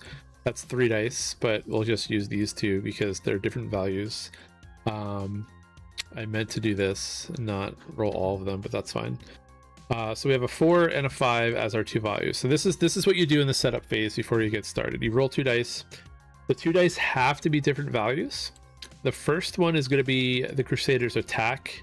I don't know, modifier, I don't know what it's actually called in rules, but this represents their attack and this represents their holy magic. And all we're going to do is we're going to mark these on this Crusader sheet right here.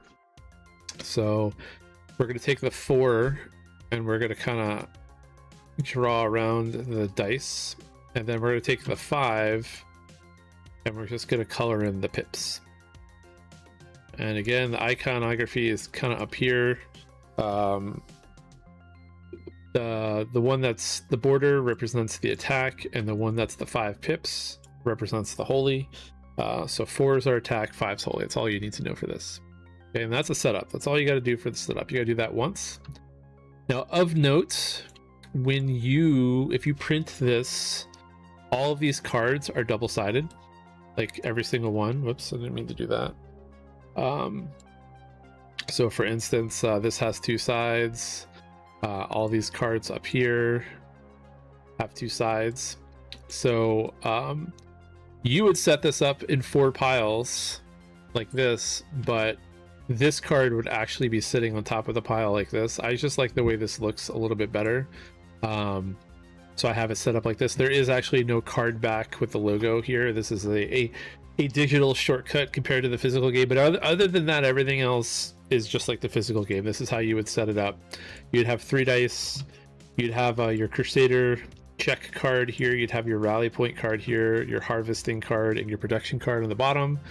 You leave a space for cards in the middle for your building tableau, and you'd have 4 cards that you can purchase. And again, like I said, this card would normally be on the deck. I just visually did it like this because it makes more sense to me visually to do it like that. All right, so we did the setup, and we're just gonna get started. And like I said, I'm gonna teach the rules as I go. I'm not teaching all the rules in one singular like preface. I'll just teach what's important, and then hopefully you pick it up as you go along. It's not that complicated of a game. So what's going to happen every turn is you're going to roll these dice. So let's do that right now.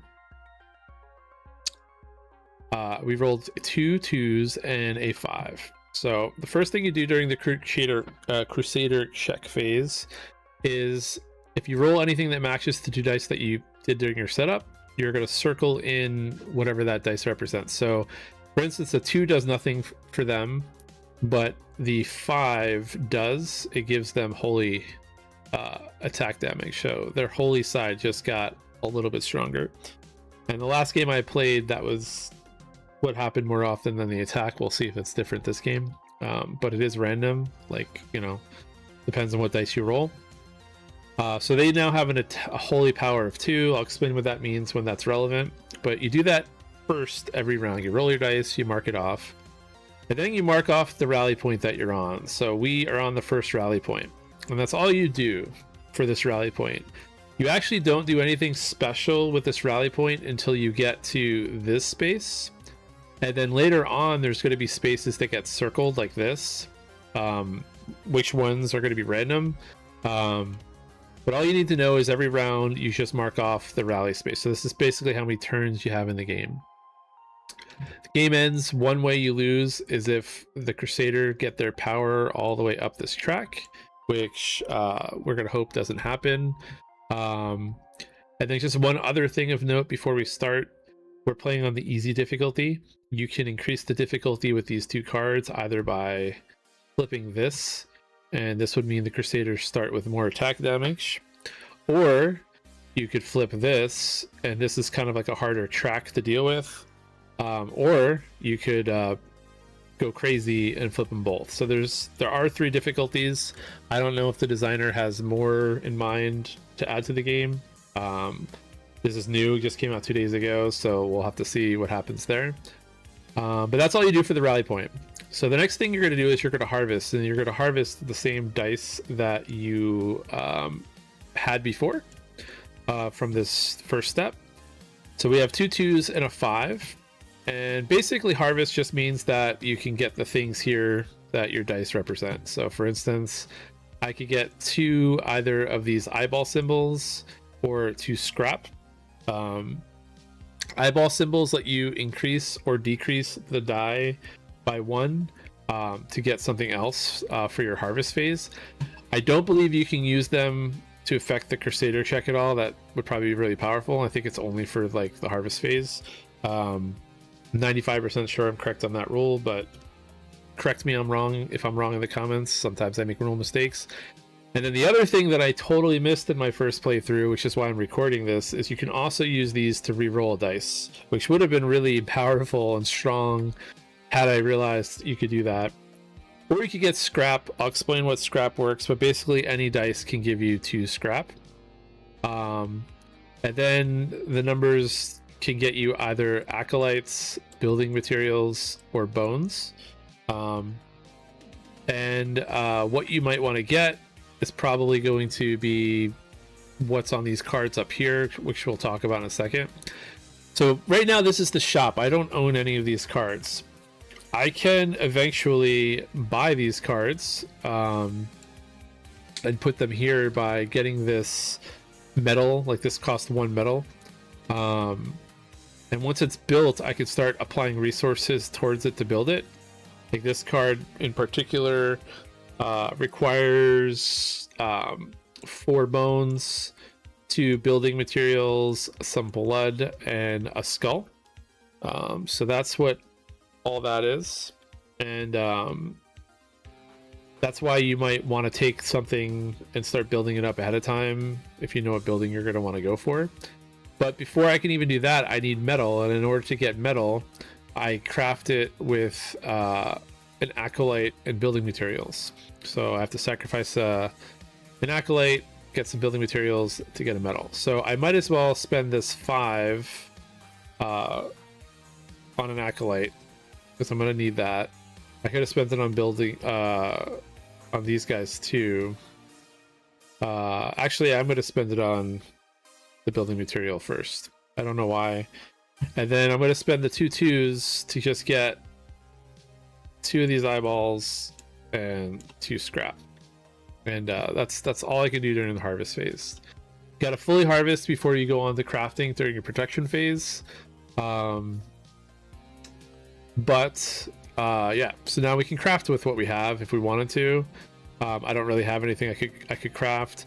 I could spend 3 scrap to get any 1 resource. I don't even have 3 scrap, so I can't do that. If our buildings were damaged, I could repair them for 2 scrap. Otherwise, I can convert these things into these things. It's very straightforward. If you've played any kind of game that has resources with conversion. So that's it. That's all I can do for the turn, and that's the whole first turn. Pretty straightforward. So we're going to re-roll the dice, and we're going to go back to the Crusader check phase. So we have a 4, 2, and 3. So their attack's going to go up because of this 4. 2s and 3s do nothing for them, so they got a little bit stronger. They have a combined power of 3 right now.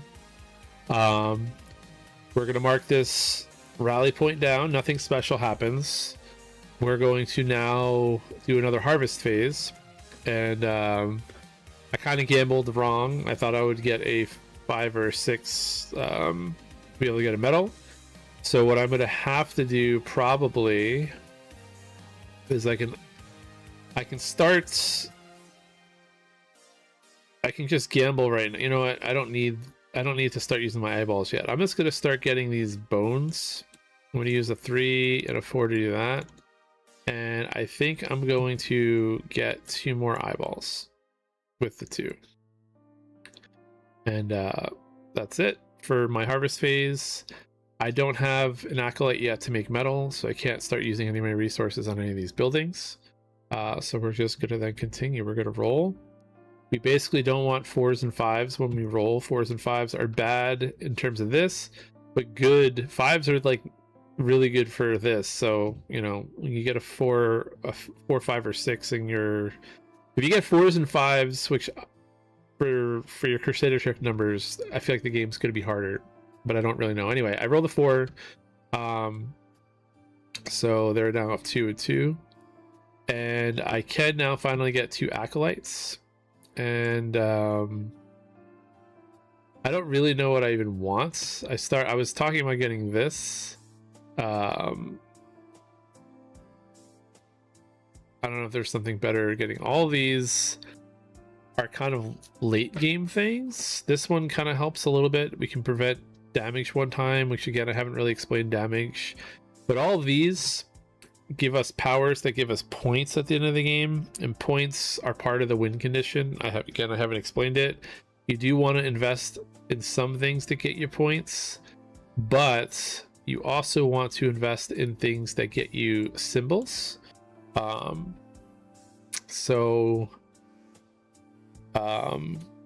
Yeah, I think I'm just going to get the building and the 2 acolytes.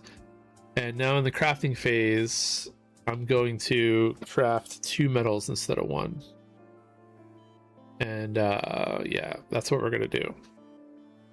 So we're going to get 2 metals. And then with the 2 metals, I'm going to purchase one of these guys.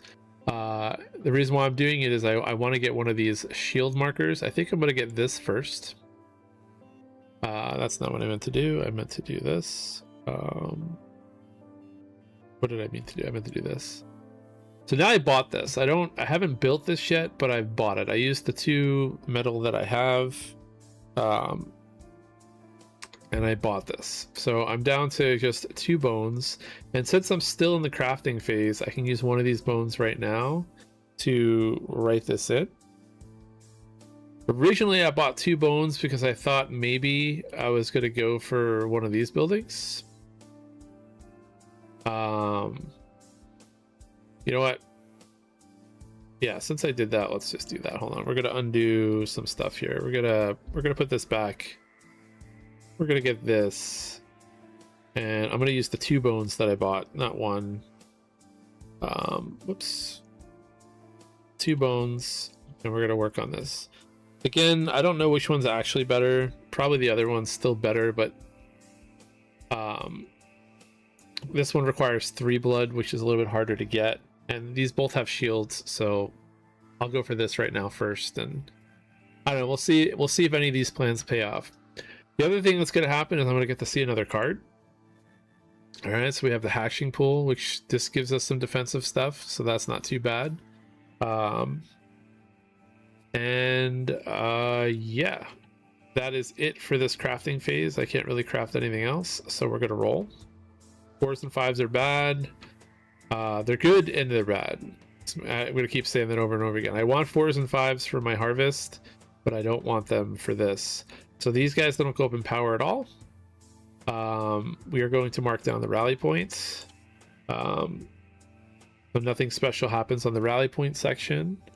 We are now going to figure out how we want to harvest. Now, these are all 1s and 2s, not great, but I can use 2 eyeballs to turn these 1s into 6s, and then I can just use the 2 to get back to 2 eyeballs. So basically, I would have got rid of this one, got rid of this one, and then I get them back, and that's going to give us 2 acolytes.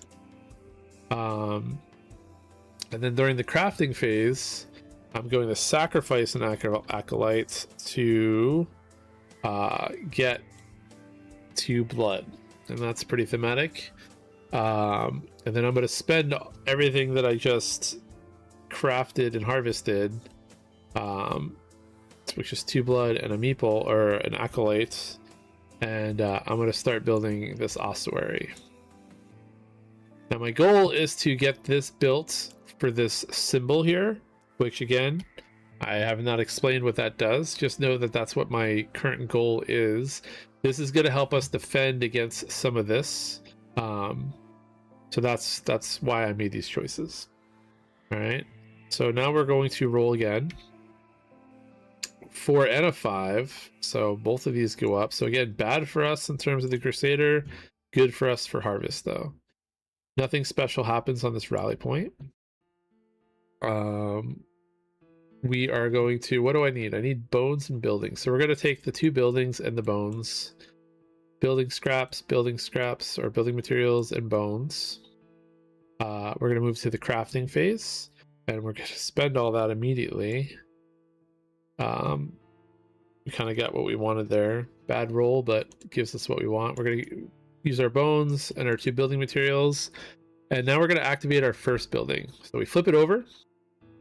And now what this means is when we get attacked in one of the upcoming phases, when we get attacked, first this building's going to soak up 2 damage, which is good, which means that that power track that we saw before is not going to go up. Remember, if this power track ever goes to the top, we lose.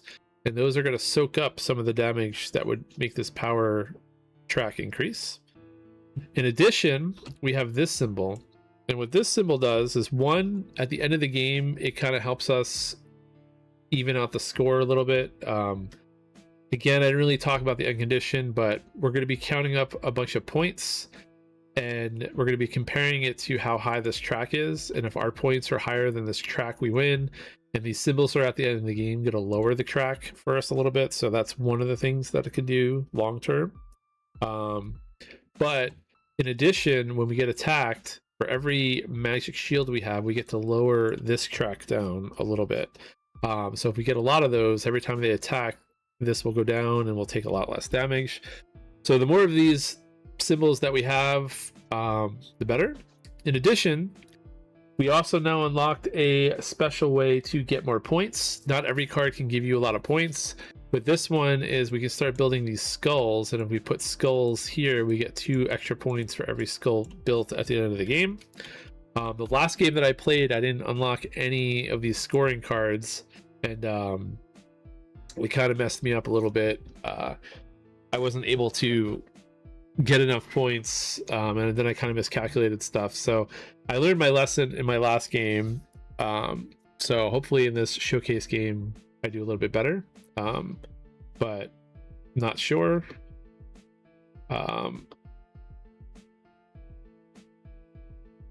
Now, what is next? So we did this. No, we just did a whole phase, right? Yeah, okay. I'm pretty sure I marked everything down. So we're gonna now do the next phase. We're gonna roll our dice.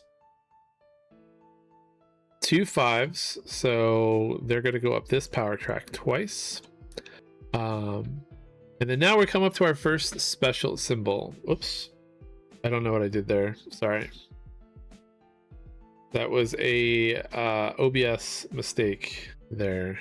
So all I did was I marked these 2 spaces, 1, 2 with the 5s, and then I rolled a 5, 5, 3. I'm not sure at what point I accidentally pressed the wrong button.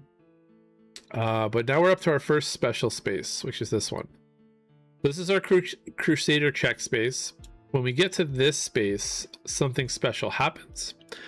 We're going to now determine where we get attacked on this track.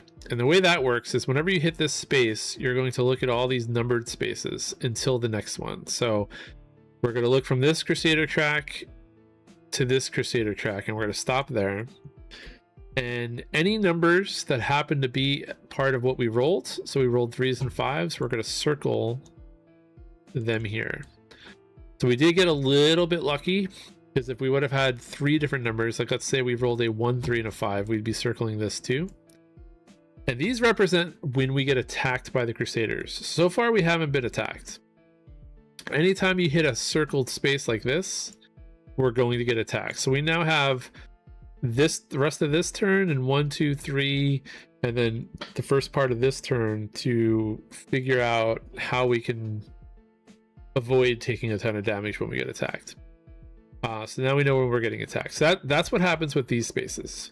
You do that once, we're going to do that again here, and then we're going to do that again here, and that kind of determines all the places that we're going to get attacked. And again, if we were playing on the harder mode, we'd be determining that sooner, and there's more spaces to get attacked on. So again, once you get used to this easier mode, you can always make it more difficult that way. All right, so next we're gonna do our harvest. So 5s are good for our harvest. They're just bad for this track. We used our 5s, we got our 2 acolytes, and I think we want to go either for the I don't know how to pronounce this, the obolete. Sure, there's a pronunciation that matters there. Problem we have is this all takes a lot of blood, but it's probably gonna be worth it. I think actually we're gonna go for the hatching pool. So first we need metal. That's what we need to go for first. And I think we are going to save our eyeballs for now, and we're just going to grab a bone and hope we don't regret that decision later. And that's it. That's all we're going to do. We're not going to do any crafting this turn. So we're going to roll. And we did get a 4, so their base attack goes up. And then we're going to mark our rally points. Nothing special happens in this space. And we're going to get 1 building material, and we're going to get 1 acolyte with these. And what do I want to do? I think, do I want to use an eyeball? No, I think I'm going to get a few more eyeballs. There we go. And we're going to craft now, and we're going to get 1 metal. And I would mark it normally, but I can just use that. Actually, no, I can't use that metal yet, so I'm going to mark it. You can, like, once you get used to conversions, just do all the conversions at once to save you time. And again, I probably should have said it in person. If you were playing this, you'd be using dry erase markers and sleeves, and you'd be drawing on the sleeves. I don't know how annoying that is in person to do. I'm doing it digitally, but it's not too bad doing it here. So yeah, I think I'm also going to erase this guy, and I think I'm going to get 2 blood. We have to start preparing for these blood sacrifices, so we're going to do that. And that is it. That's all that I'm going to do with my stuff. So we're going to start another round, and they're going to get a little bit stronger on their holy track. So they're doing 10 points of damage to us right now. Another round where nothing special happens. We are going to get 1 acolyte and 1 builder, I think. Actually, yeah, we're gonna do that. And we have another 1 here. Actually, yeah, sorry, we're gonna get a building instead of... No, we're gonna do 1 and 1, sorry. I have a 6 and a 5. No, I have a, yeah, 6 and a 5, yeah. And then we're gonna turn this 1 into a 2 with we're gonna turn this 1 into a 6, so you can go backwards. You can turn 1s into 6s and 6s into 1s. And we're just gonna get another acolyte. And then during the crafting phase, we are going to turn an acolyte and a building material into another metal, and then we're going to take the 2 metal and we're going to buy this hatching pool. And then we're going to immediately start building this. We're going to take our 2 blood.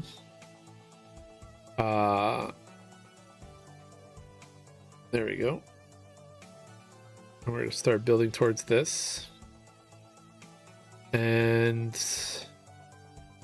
we are going to sacrifice 1 meeple, 1 acolyte to get 2 blood, and we're going to take 1 of those blood immediately to start building this hatching pool with it.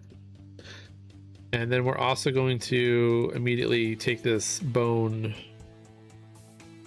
and so now we need 5 things total.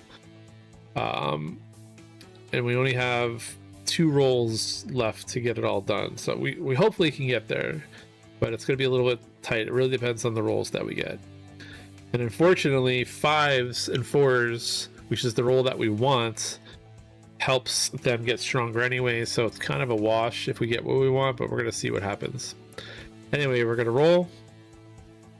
We did get a 4, no 5. 4s right now are better than 5s for us to get strategically, but I don't really know 100% if that's actually accurate. All right, so first we're definitely going to get a building material, and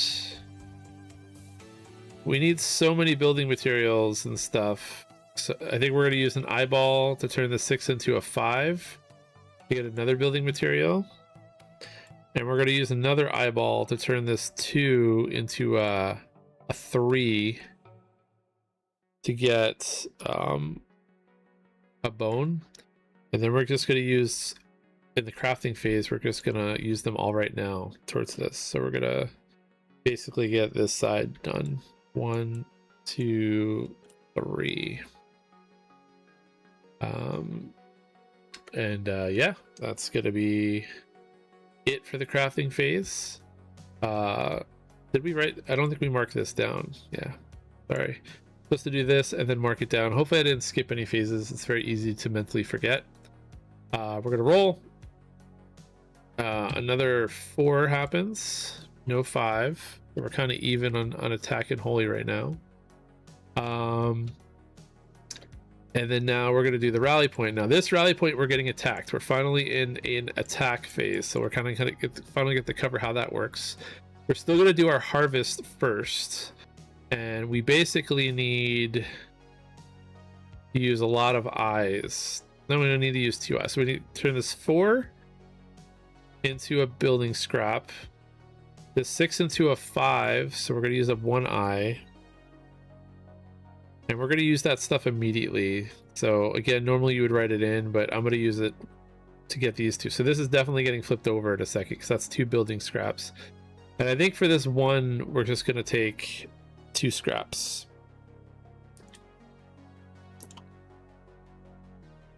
And then now, like I said, we're going to do the crafting.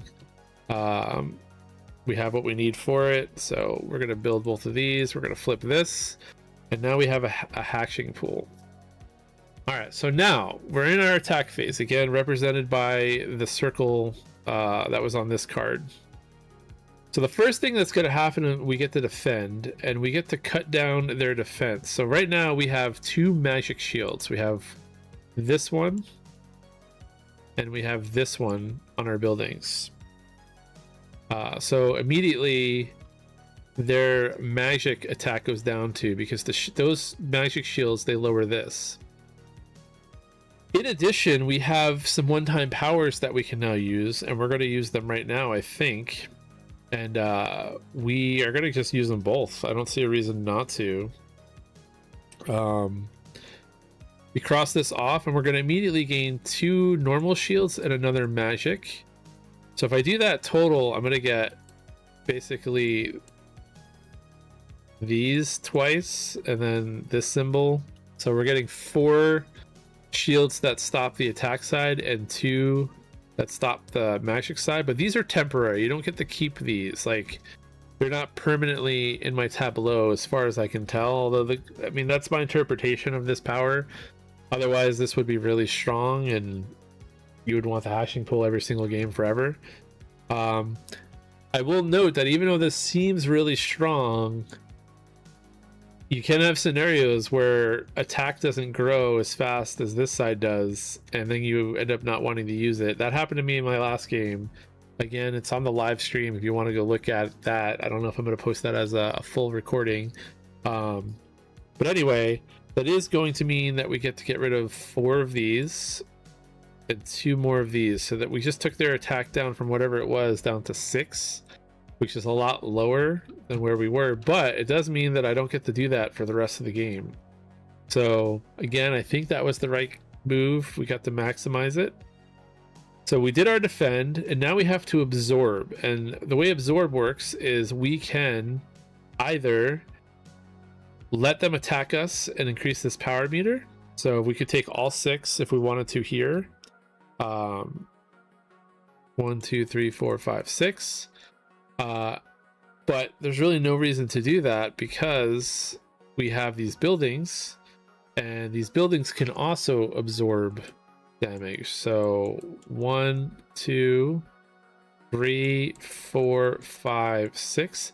Now had they, let's just as an example say this was their attack, 8 total, then I would have to add the remaining 2 to this power meter, but we were able to stop any damage from coming through. So their power is still at 0, but all of our buildings absorb slots are gone.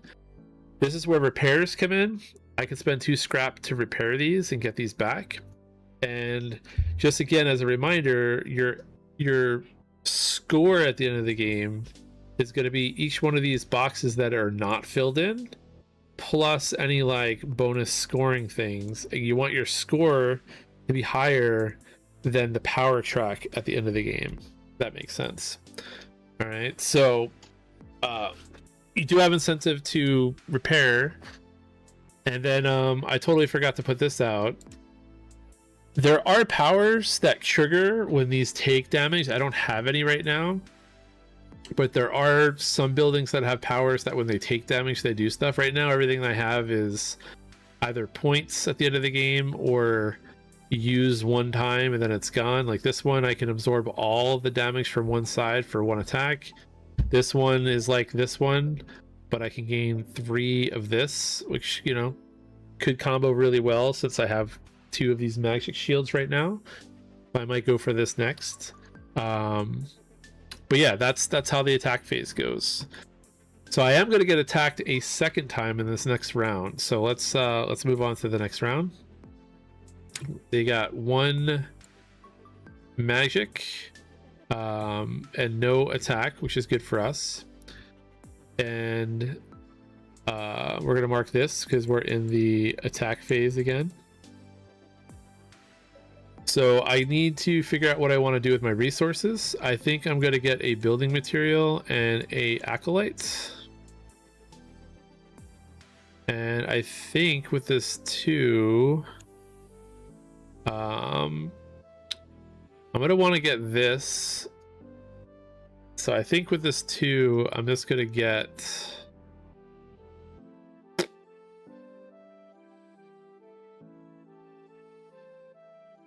I'm gonna get some scrap. And then with all this scrap real quick, 1, 2, 3, 4, 5, 6, I'm going to repair 3 of these. I don't know if that's the smartest play, but that's what I'm going to do for now. Because it's going to be a little while again before we get attacked. So I'm going to try to go and try to be lucky and see if I can get through it all. And then I'm going to convert... what am I going to do? I'm going to convert 1 acolyte and 1 building resource into a metal in case I get like a really crazy roll the other direction. And yeah, that's my crafting phase. So now they're going to attack. Again, we were in an attack space. We can't forget to do that. And again, we're going to look at our shields first. So they actually went down 1 holy attack this turn because they only rolled, because it was back-to-back attacks and we only rolled a 5. So we're only taking 5 damage this turn, but we can only soak up 3. 1, 2, 3. So they're finally going to make it through and they gain some power. So they finally have damage on the board. Not much we can do about it. So that's the end of the round. We're going to roll. We do have a 5, so their holy is going to power up because of this. We did not roll a 4, so their attack does not get any stronger. We are going to use this 5. Oh wait, we got to mark this down so we don't forget. This is a normal round. We're not getting attacked this round, so we're good there. We are going to get this building material so we can get that metal. We'll just use this 3 to get a bone, and we'll use this 1, I guess, to get 2 more eyes. And then we are going during the crafting phase. We're going to convert these 2 into a metal, and we're going to get rid of the other metal. So we have 2 metal right now, and we have to decide which direction up here we want to go. Do we want to go for 1 big absorb, or do we want to go for something like this and be able to block out more attack damage? This is the only one that gives us a permanent shield, so I think we're going to buy this.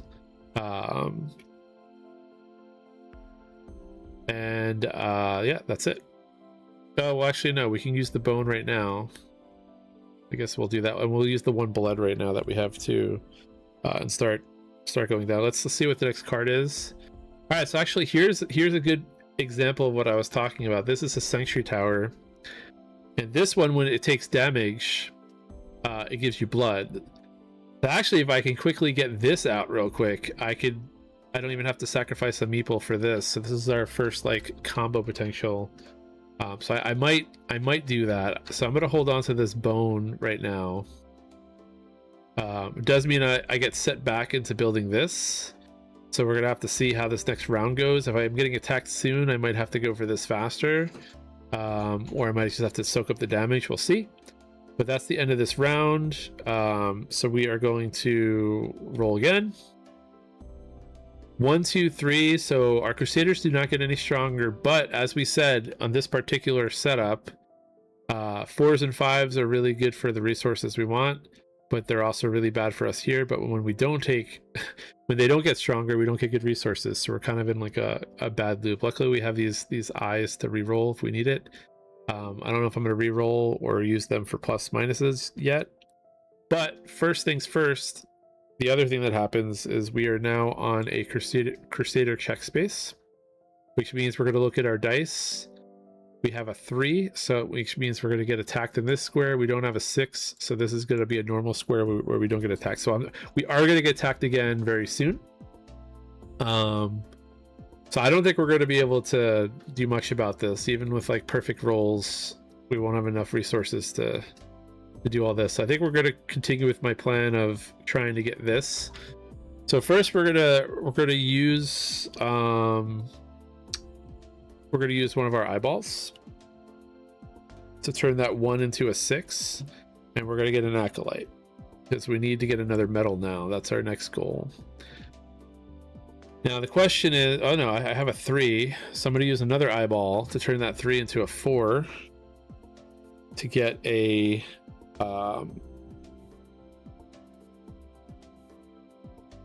building material. Question is, do I re-roll this and gamble? If it re-rolls into a 1 or a 2, I'm wasting an eyeball, but if it rolls into something that I need, like a meeple or building material, that would be good. I'm gonna gamble. We're gonna re-roll this 1, 2. We got a 4. That's perfect. We will take the extra building material. And that's it. That's our whole harvest phase. We are going to craft. So we are going to sacrifice an acolyte and some building materials to turn them into a metal. And then we're going to instantly use that metal here to purchase this. So again, we have 2 buildings that are not built right now. 2 buildings that are built. And I'm going to immediately use the 2 resources that I have on this building. So all we need to do is get a meeple, and if we can get the meeple here before the next attack, we can then use this to soak up some damage and also get some free blood for our oubliette, or is that how you pronounce it? Oubliette? Oubliette? I don't know. I don't know. It's one of those words that you read, but I've never heard it said, so I don't know if I'm pronouncing it correctly. We're gonna get rid of our 1 blood to do that, and we're gonna get rid of both of these because we just spent them on here. So we have nothing other than 2 eyeballs in our resource harvest area. All right, so we're gonna re-roll, and we're gonna start the phase 3s. We did get a 4, so they are gonna get a little bit stronger. This is not too bad for us though. But they do go up in the attack because this 4 is what we rolled at the beginning of the game. We are in attack phase now, so we are going to get attacked this turn. We do get to play out our harvest phase though still, so we are going to... We did not roll a 5, but we have the eyeball, so we're going to turn this 1 into a 6 with this to get our meeple, our acolytes. I guess I should write it in, right? So I don't forget. You don't really have to write it in if you can remember, but I guess it's not as interesting to do it that way on stream. I don't know. And then I have a 4. Oh, actually, I should probably see what the next building is too. 2 per sanctuary tower. So if I build this, I'll get 2 points just because I have this, which is kind of interesting.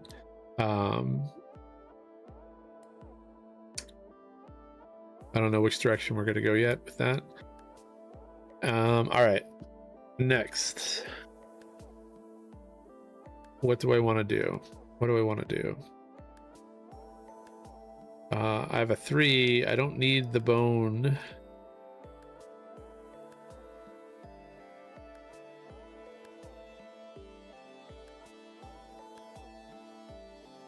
Did I actually take the building material for... Building material? I think I did not.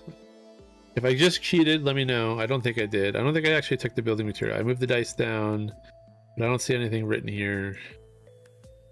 I used the 1 for this, and then I have a 3 to use. I kind of don't want to use it for... I kind of don't want to use it for the bone. Well, this needs a lot of bones if I go for this, actually. But this is 3 metal. That's a lot. I feel like this could be... I feel like... I guess I could need the bone for this, right? I could still use it for that. Yeah, so we'll get the bone. And then during our crafting phase, we're going to use everything up here. We're going to use the meeple. Yeah, I can be putting it towards this. I'm just not really thinking. First, we're going to build this with the meeple, with the acolyte. So I now have a sanctuary tower. And then I can use both of these resources, 1 building and 1 bone, to progress this. And that makes more sense. And now we get attacked. So first we have 2 magic shields and 1 physical attack shield. So we're going to lower their physical attack and their magic down 2. 1 for the regular shield and 2 for the 2 magic shields. Then they attack us for 4 damage. I can only absorb 1 here. But when I absorb it, I gain 2 blood. So it goes here. And then I have to take the 3 more damage here. So they now have a power of 5. So they're starting to increase their power. Again, we lose if we get up here. And in order to win, we have to have a higher score than their power thing, which we'll cover at the end of the game. But that's kind of the gist of what's happening right now. I guess for I guess for just ease of viewing, I'll do it like this. This is not built yet, so these are built, not built. That probably makes more sense to view it that way. And yeah, we're gonna roll. All right, so good outcome from a harvest perspective, but a bad outcome from a Crusader checked perspective. They are going to get 1 attack and 2 holy. I mean, again, could be worse. We're on the 6th round here, so nothing special happens. And we're just gonna harvest all the stuff that we need. What do we need? We need all this. We need buildings, so we're just gonna building materials. So we're gonna go 1, 2, 3, and then during the crafting phase, we're gonna spend 2 blood and 3 building materials to build this. I guess that kind of worked out. So this is now built. So now we have another 3 spots where we can soak up damage. We have another shield, and we also have this one-time use that could also wipe out a bunch of attack. So if we start rolling a lot of 4s now, 4s are not so bad for us because we can kind of wipe them out. So we want more 4s than 5s. But yeah. Anyway, that's the end of that round. We don't really have anything to craft with or anything else to do. So we're going to roll again. 1, 2, 3. So nothing happens with them here. We are on a Crusader check space now. So now we're going to figure out where we get attacked. We're going to get attacked here, here, and here because we have a 1, 2, and 3 dice. And so we're basically prepping, and then we're just going to do attack, attack, attack, which is probably the best outcome you could get. I don't really know. Again, I haven't played this enough, but my head logic says I don't think it can get better than that, but I could be wrong on the logic there. The bad part is 1, 2s, and 3s are really bad for harvesting for us, but we do need to start building up some stuff here. So we are going to get 2 scrap and 2 eyes for the 1s and the 2. And then I don't know what I want to go for up here. I don't even know if I need to go for anything. Maybe this sanctuary tower would be really worth getting just because I'd get an extra 2 points because of this. I could start repairing everything. We kind of have a lot of shields, and we have this one-time thing to get rid of a lot of the attack side. If we do get this out, that's 1 more attack we don't have to worry about.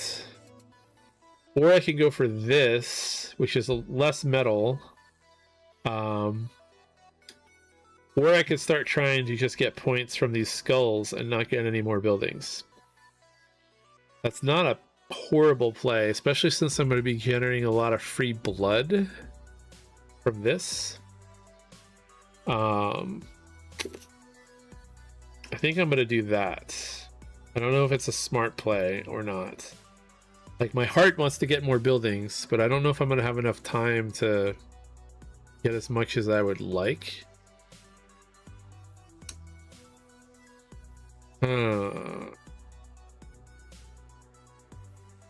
1, 2, 3, 4, 5, 6.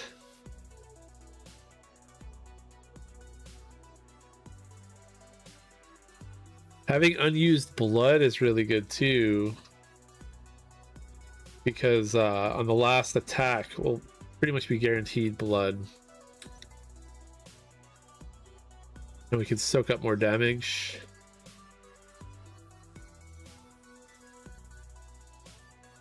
Do I want to use this 3? It would cost 1 to get a building material for metal. Or we start stocking up on these bones. Let's try to get one more building. I don't know, it's probably a horrible idea, but let's get one more building. Let's just get... I don't want to use those eyeballs yet.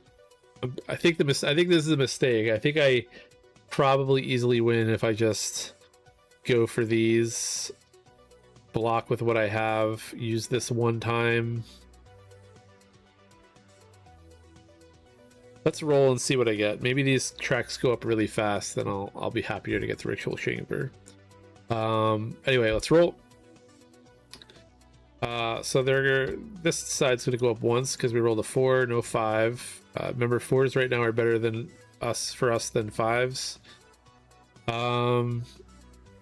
We can get a meeple, we can get a building materials, and we can get another bone. So I guess we'll just do that. 1, 2, 3. We will craft a metal and use that metal immediately to buy this ritual chamber. Oh, look at this. This would have been really good too. You get 2 metals, which then I could have applied towards this larval harp, and we would have had another shield. If this was out, I probably would have went for this. Then I could get this. Yeah, this is like a better version of this for me right now. But it is what it is. We're kind of locked in now. And then I'm going to use the 2 bones. We're going all in on this strategy. Don't know if it's possible to even get it done. We're going to do a bone. We're going to do a bone. Whoop. Bone. We're gonna roll. 1, 2, 3. Nothing happens here. We do mark this off though. 1, 2s, and 3s are bads for our goal, although 3 is not bad for our bone situation. But it is bad for everything else. We don't really need a person right now. Well, we kind of do actually. We need a metal to get a skull. So we'll use 1 eyeball, turn that into a 6. We get an acolyte. And I think we unfortunately are going to use this 2 and get 2 scrap. And we're going to immediately use 2 scrap to heal this sanctuary tower. And that's it. We're going to roll again. Oh, another 1, 2, 3. Suspicious.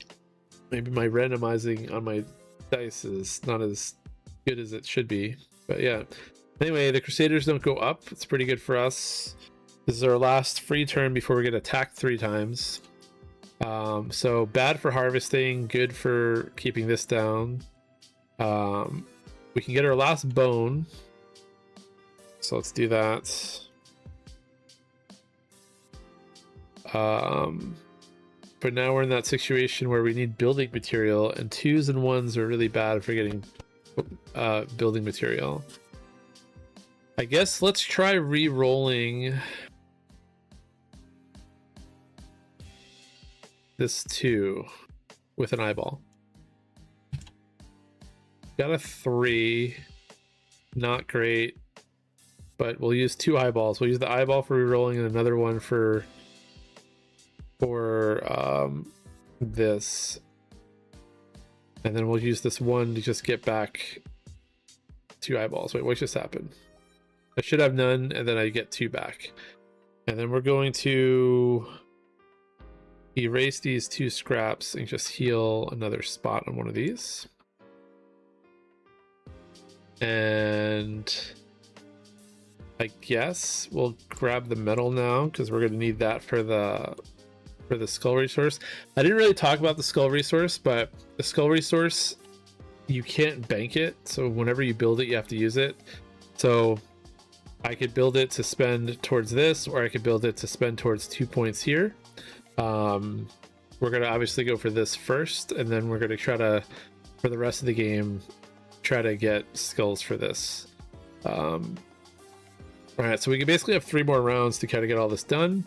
And we're also getting attacked 3 times. Let's see what happens. 2, 2, 2. Okay. This doesn't go up. They are attacking us this turn. And as I said, 2s are the worst for our current situation here. I don't think I could have gotten a worse roll than that, if I'm being honest. I guess I'll re-roll one of them. That's not much better. So I'll re-roll it one more time. I'll re-roll this too. Alright, so that's both of our eyeballs gone. I am so I'm going to use this 2 to get back 2 eyeballs. And then I'm going to use one of the eyeballs to turn this 3 into a 4 to get a building material. And then I'm going to do this to get 2 more scrap, because we're going to need that in a second too. All right. So we're going to get attacked now. First things first, we have 4 shields, 2 of each. So this is going to go down, and this is going to go down. So we're only taking 4 points of damage, which isn't too bad. They're not going to go up the power track this turn, at least. The first one we're going to absorb is going to be here in the Sanctuary Tower, so that we can get our 2 free blood out of it, which we're going to then use to get a skull. And then we're just going to absorb the second one, and then 2 more. I could have used this to lower that, but I'm gonna wait one more turn. You know what? Why do that? You know what? I'm gonna use this immediately. We don't get the best value out of it, but it does lower this all the way down. Well, hopefully we don't regret that. But that's 2 less damage that we have to take. And we have 2 shields, so if in the next 2 rounds we roll like a 4 or 2, it will get negated, and hopefully that's a smart play. We used our special gain 2, and that's it. We still have 3 spots open. We're gonna roll. We got a 6, a 5, and a 1, so this is gonna go up. No 4s. We would like 2 4s on our next outing. We want 4s. We're gonna get attacked again, and then now, what do I have here that is useful? Probably need to get a acolyte, and I probably need to get a building material to get a second metal. Actually, I need the building materials for this. And then this 1 again, man. Keep getting 1s. We're just gonna get 2 eyeballs with the 1. And then now we're gonna do a lot of crafting. So first things first, we are going to make our first skull, a metal and a blood.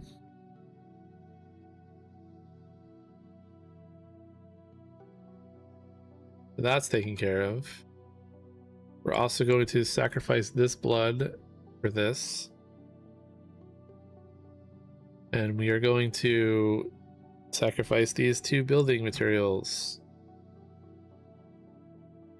for this, which means this now gets built.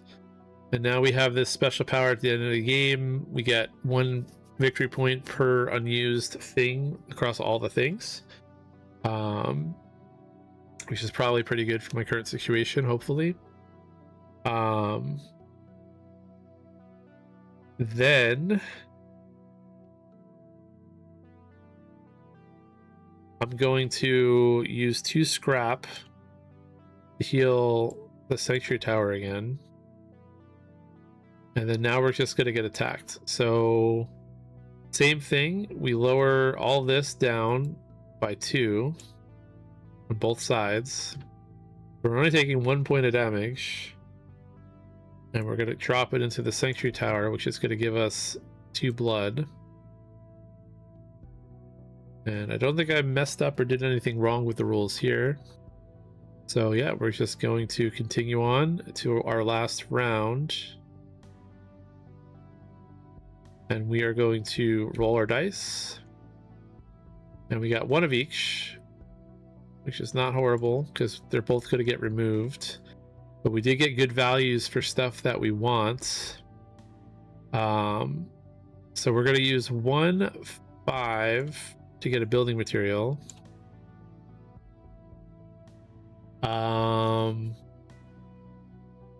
Yeah, I think we're just gonna... Oh, but we don't have this healed.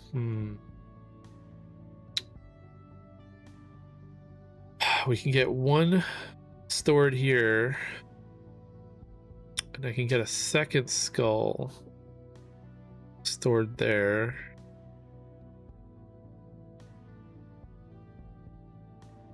But I can't heal this if I do it that way. Well, we're going to do it that way. We just won't get the 2 blood.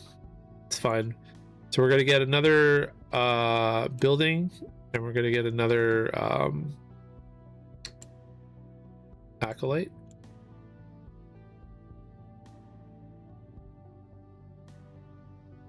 I feel like this is better unused. Hold on, I gotta check something really quick.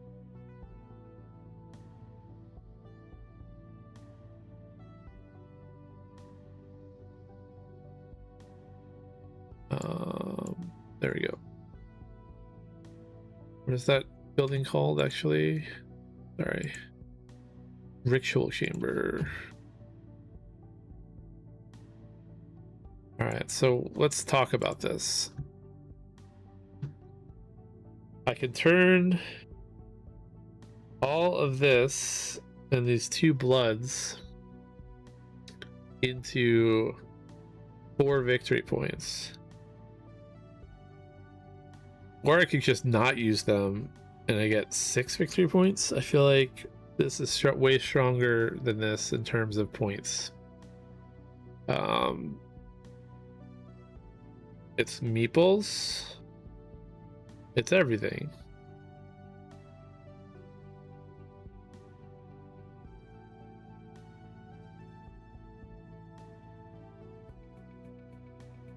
So in fact, I think what I'm going to do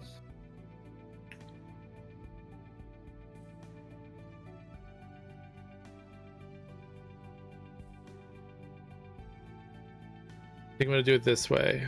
I'm going to not get 1 building, and instead, I think I think the math works out the same way. It just feels cooler to do it this way. We'll get 2 scrap. We'll use the 2 scrap to heal the Sanctuary Tower. We'll make 1 metal out of these 2 bloods. And we'll use 1 metal and 1 blood to sacrifice and get 2 points on here. I think I end up with the same. I might end up with slightly less score by doing it this way, but I really wanted to get something in here just to show off how that worked. I feel like this is cooler than this. This seems really powerful. There should be like a limit of like 5 points on this or something. I don't know. Or maybe just if you get this, you just go all in on this, because there's 1, 2, 3, 4, 5, 6, 7, 8, 9, 10, like 15 points here that you can get. Anyway, that's all the dice. That's all the crafting that I'm gonna do. I healed this. We're gonna get attacked. These get reduced because I have 2 shields of each type and they only have 1 power built up. I kind of suppressed that pretty well. And then I do take 1 attack damage. It's going to go to the Sanctuary Tower, which is going to give us 2 blood. And then I believe that's the end of the game. We got attacked. We're in this round. I forgot to mark it, but yeah. And then we're at the end of the game. I'm pretty sure I got attacked 3 times. If I cheated and only got attacked 2 times, then I should do 1 more round. But again, it's basically the same thing at this point. Even if I roll 4, 4, 4 or 5, 5, 5, I still have enough to soak it up and do all the stuff that I basically did. And I have lots of ways to get points here. So anyway, end of the game. Let's talk about it. How does it work? First things first, we're going to count up how many shields we have. And I'm going to use a different color for this instead of erasing. Basically, each shield is going to lower their power by 1. So instead of having 5 power, they're going to be at 1 power. And then my victory points have to be higher than that to win. So I get 1, 2, 3, 4, 5, 6, 7, 8, 9 from this. And then from this, I get 10, 11, 12, 13, 14. So my score was 14. Why can't I do that? There you go. I scored all the way to here. I guess we'll do blue for my score. And again, you wouldn't mark this probably at all. You would just compare the numbers. But my score was all the way up here. Their score was right here. 14-1. So assuming I didn't cheat, I won this one. But again, the game before this, I lost. So there is a same difficulty. I think I just got pretty lucky. The last game that I played, what ended up happening is I actually got the hatching pool pretty early last game. But their power kept going up on this side and never really going up on this side because I think I had a 4 and like maybe it was a 1 rolled at the beginning. So again, 4s are good for your resources, but you know, if these numbers are spread out like that, then who knows? I don't know. I don't know what happened. All I know is I had a bunch of shields and my shields kept not being effective because no attack was rolling. Or maybe it was a 3. I don't remember. Again, it's on my live stream. You could go look at it. I'm probably misremembering which numbers it was. So I ended up losing like 10-4 or something like that. But this one ended up being easier the other direction. But again, that's Morbid Fortress by Doom Thoughts. It's a print and play that just came out a couple days ago. I wanted to check it out. I think I really like the foundation that's here. I don't know if I like the game like long term. I don't know what I'm saying. I think I like what's going on here. I'm curious to see what like an expansion does for the game or what they add to the game. Supposedly they're coming out with more what they call erase and write or write and erase. I'd have to go look at their website and see exactly how they're terminating it. So now we have roll and writes, we have flip and writes, and now we have erase and writes or write and erases, because I guess normally when you do roll and writes you don't erase too much. This one was designed to be erased. And again, if you were printing and playing this, you would physically be picking up these cards, marking them off, erasing them. I don't know how that feels in person because I do my print and plays digitally like this. But yeah, there are some combo cards, so I guess I'll bring them out just to kind of show them. That's not what I meant to do. This card lets you flush the whole top row. This one you could get the skulls. So like I could have banked them for points right away, or I could have used it for this.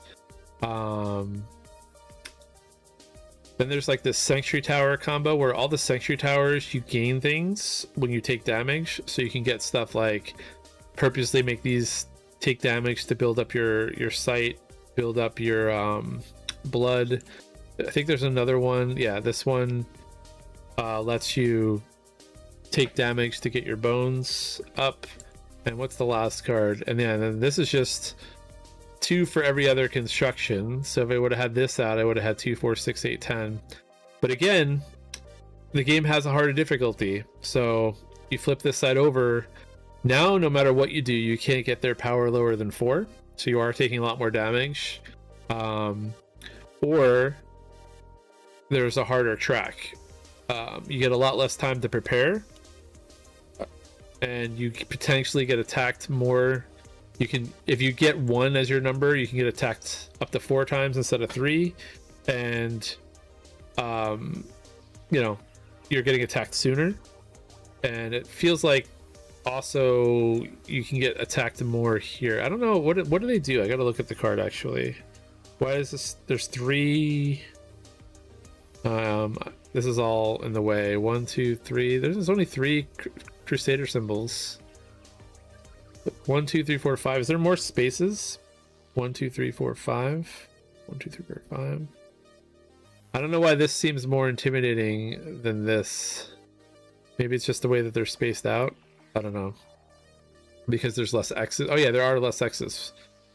4 X's, 3 X's, yeah. Or you can combine them. That's the other thing that you can do. And play on the ultimate difficulty. So again, I'll probably play it a few more times to see if I can maybe beat one of the harder side difficulties.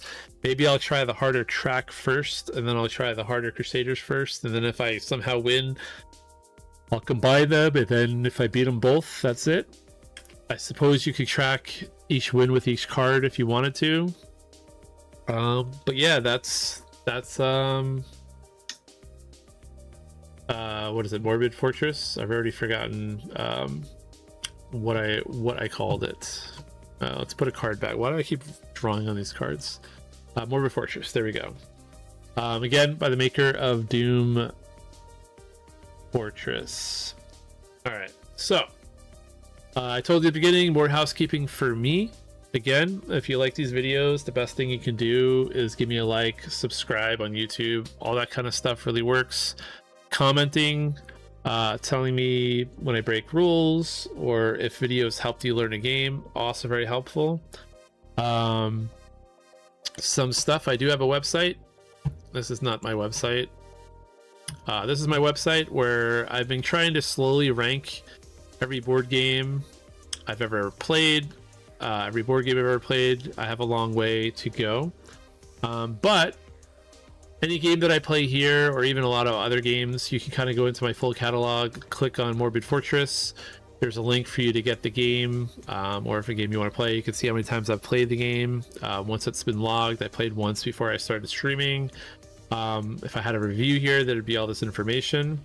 But one fun thing that you can do on all these pages is, again, might not be fun. I thought it was fun, so I built it in. You don't have to be a Patreon to do this. You can actually just sign up for free. But once you sign up for free, you start earning these coins, Whackasm coins. I don't know, that's what I call them. And you can vote on games for me to play. You can vote on things for me to review. And then you can also place stickers on these pages. So if there's a game in particular that you like, you can say like, this game's awesome, or you could say this game sucks if it's a game you don't like. Or there's a lot of stickers that you can do. Maybe I should like put a whole array of stickers on here so you can see. You can vote on things for me to do. And then one last thing that I'm trying to do is I'm trying to map out what I want to do on YouTube and the stream. So I have this page, what I want to do next. For instance, I had to move my board game setup from a different room, so that's one of the reasons why I haven't been playing physical board games for a bit. That's almost finally done. I thought it would be done like 2 weeks ago, and it wasn't. I had to like reset up all my cameras, and it was a little bit more work than I thought it was going to be. And plus, my son had a birthday. I had to, do all that kind of stuff. But stuff I want to play, you can come here, spend those coins to vote on. If you are a Patreon member, you get more coins, but again, you could do it completely free. You don't actually have to give me anything. Just trying to find ways to find perks. I do want to do some review style videos. I started working on them. I have some scripts for some of them. I do want to do things like ranking all the PnP arcade games like Dangerous Space and Dungeon Pages, all the games that I've played. So I'm going to probably do a video on that. I do want to do stuff like Potato, beating all the different potatoes on Nightmare. That's a video game thing, not a board game thing. But I'm going to be slowly adding a bunch of things here so that I don't forget the things that I want to do. But if anything looks cool, you can come here and vote on them. That's another way that you can interact with me and my channel. And probably every couple of videos, I'm just going to remind everyone that I'm doing this kind of stuff. I don't know if it's a good enough resource, but I'm trying to do more. I have a little bit more time now. I was working 2 jobs up until recently, so now I'm back down to the 1 job. And yeah, I want to try to play more games, review more stuff. And if that's interesting to you, Hopefully that is worth a hi, hello, something. I don't know. You let me know. Anyway, that's two games of Morbid Fortress. I think I'm going to take a break and stop streaming for now. I'm going to upload a recording of just the playthrough to the YouTube channel.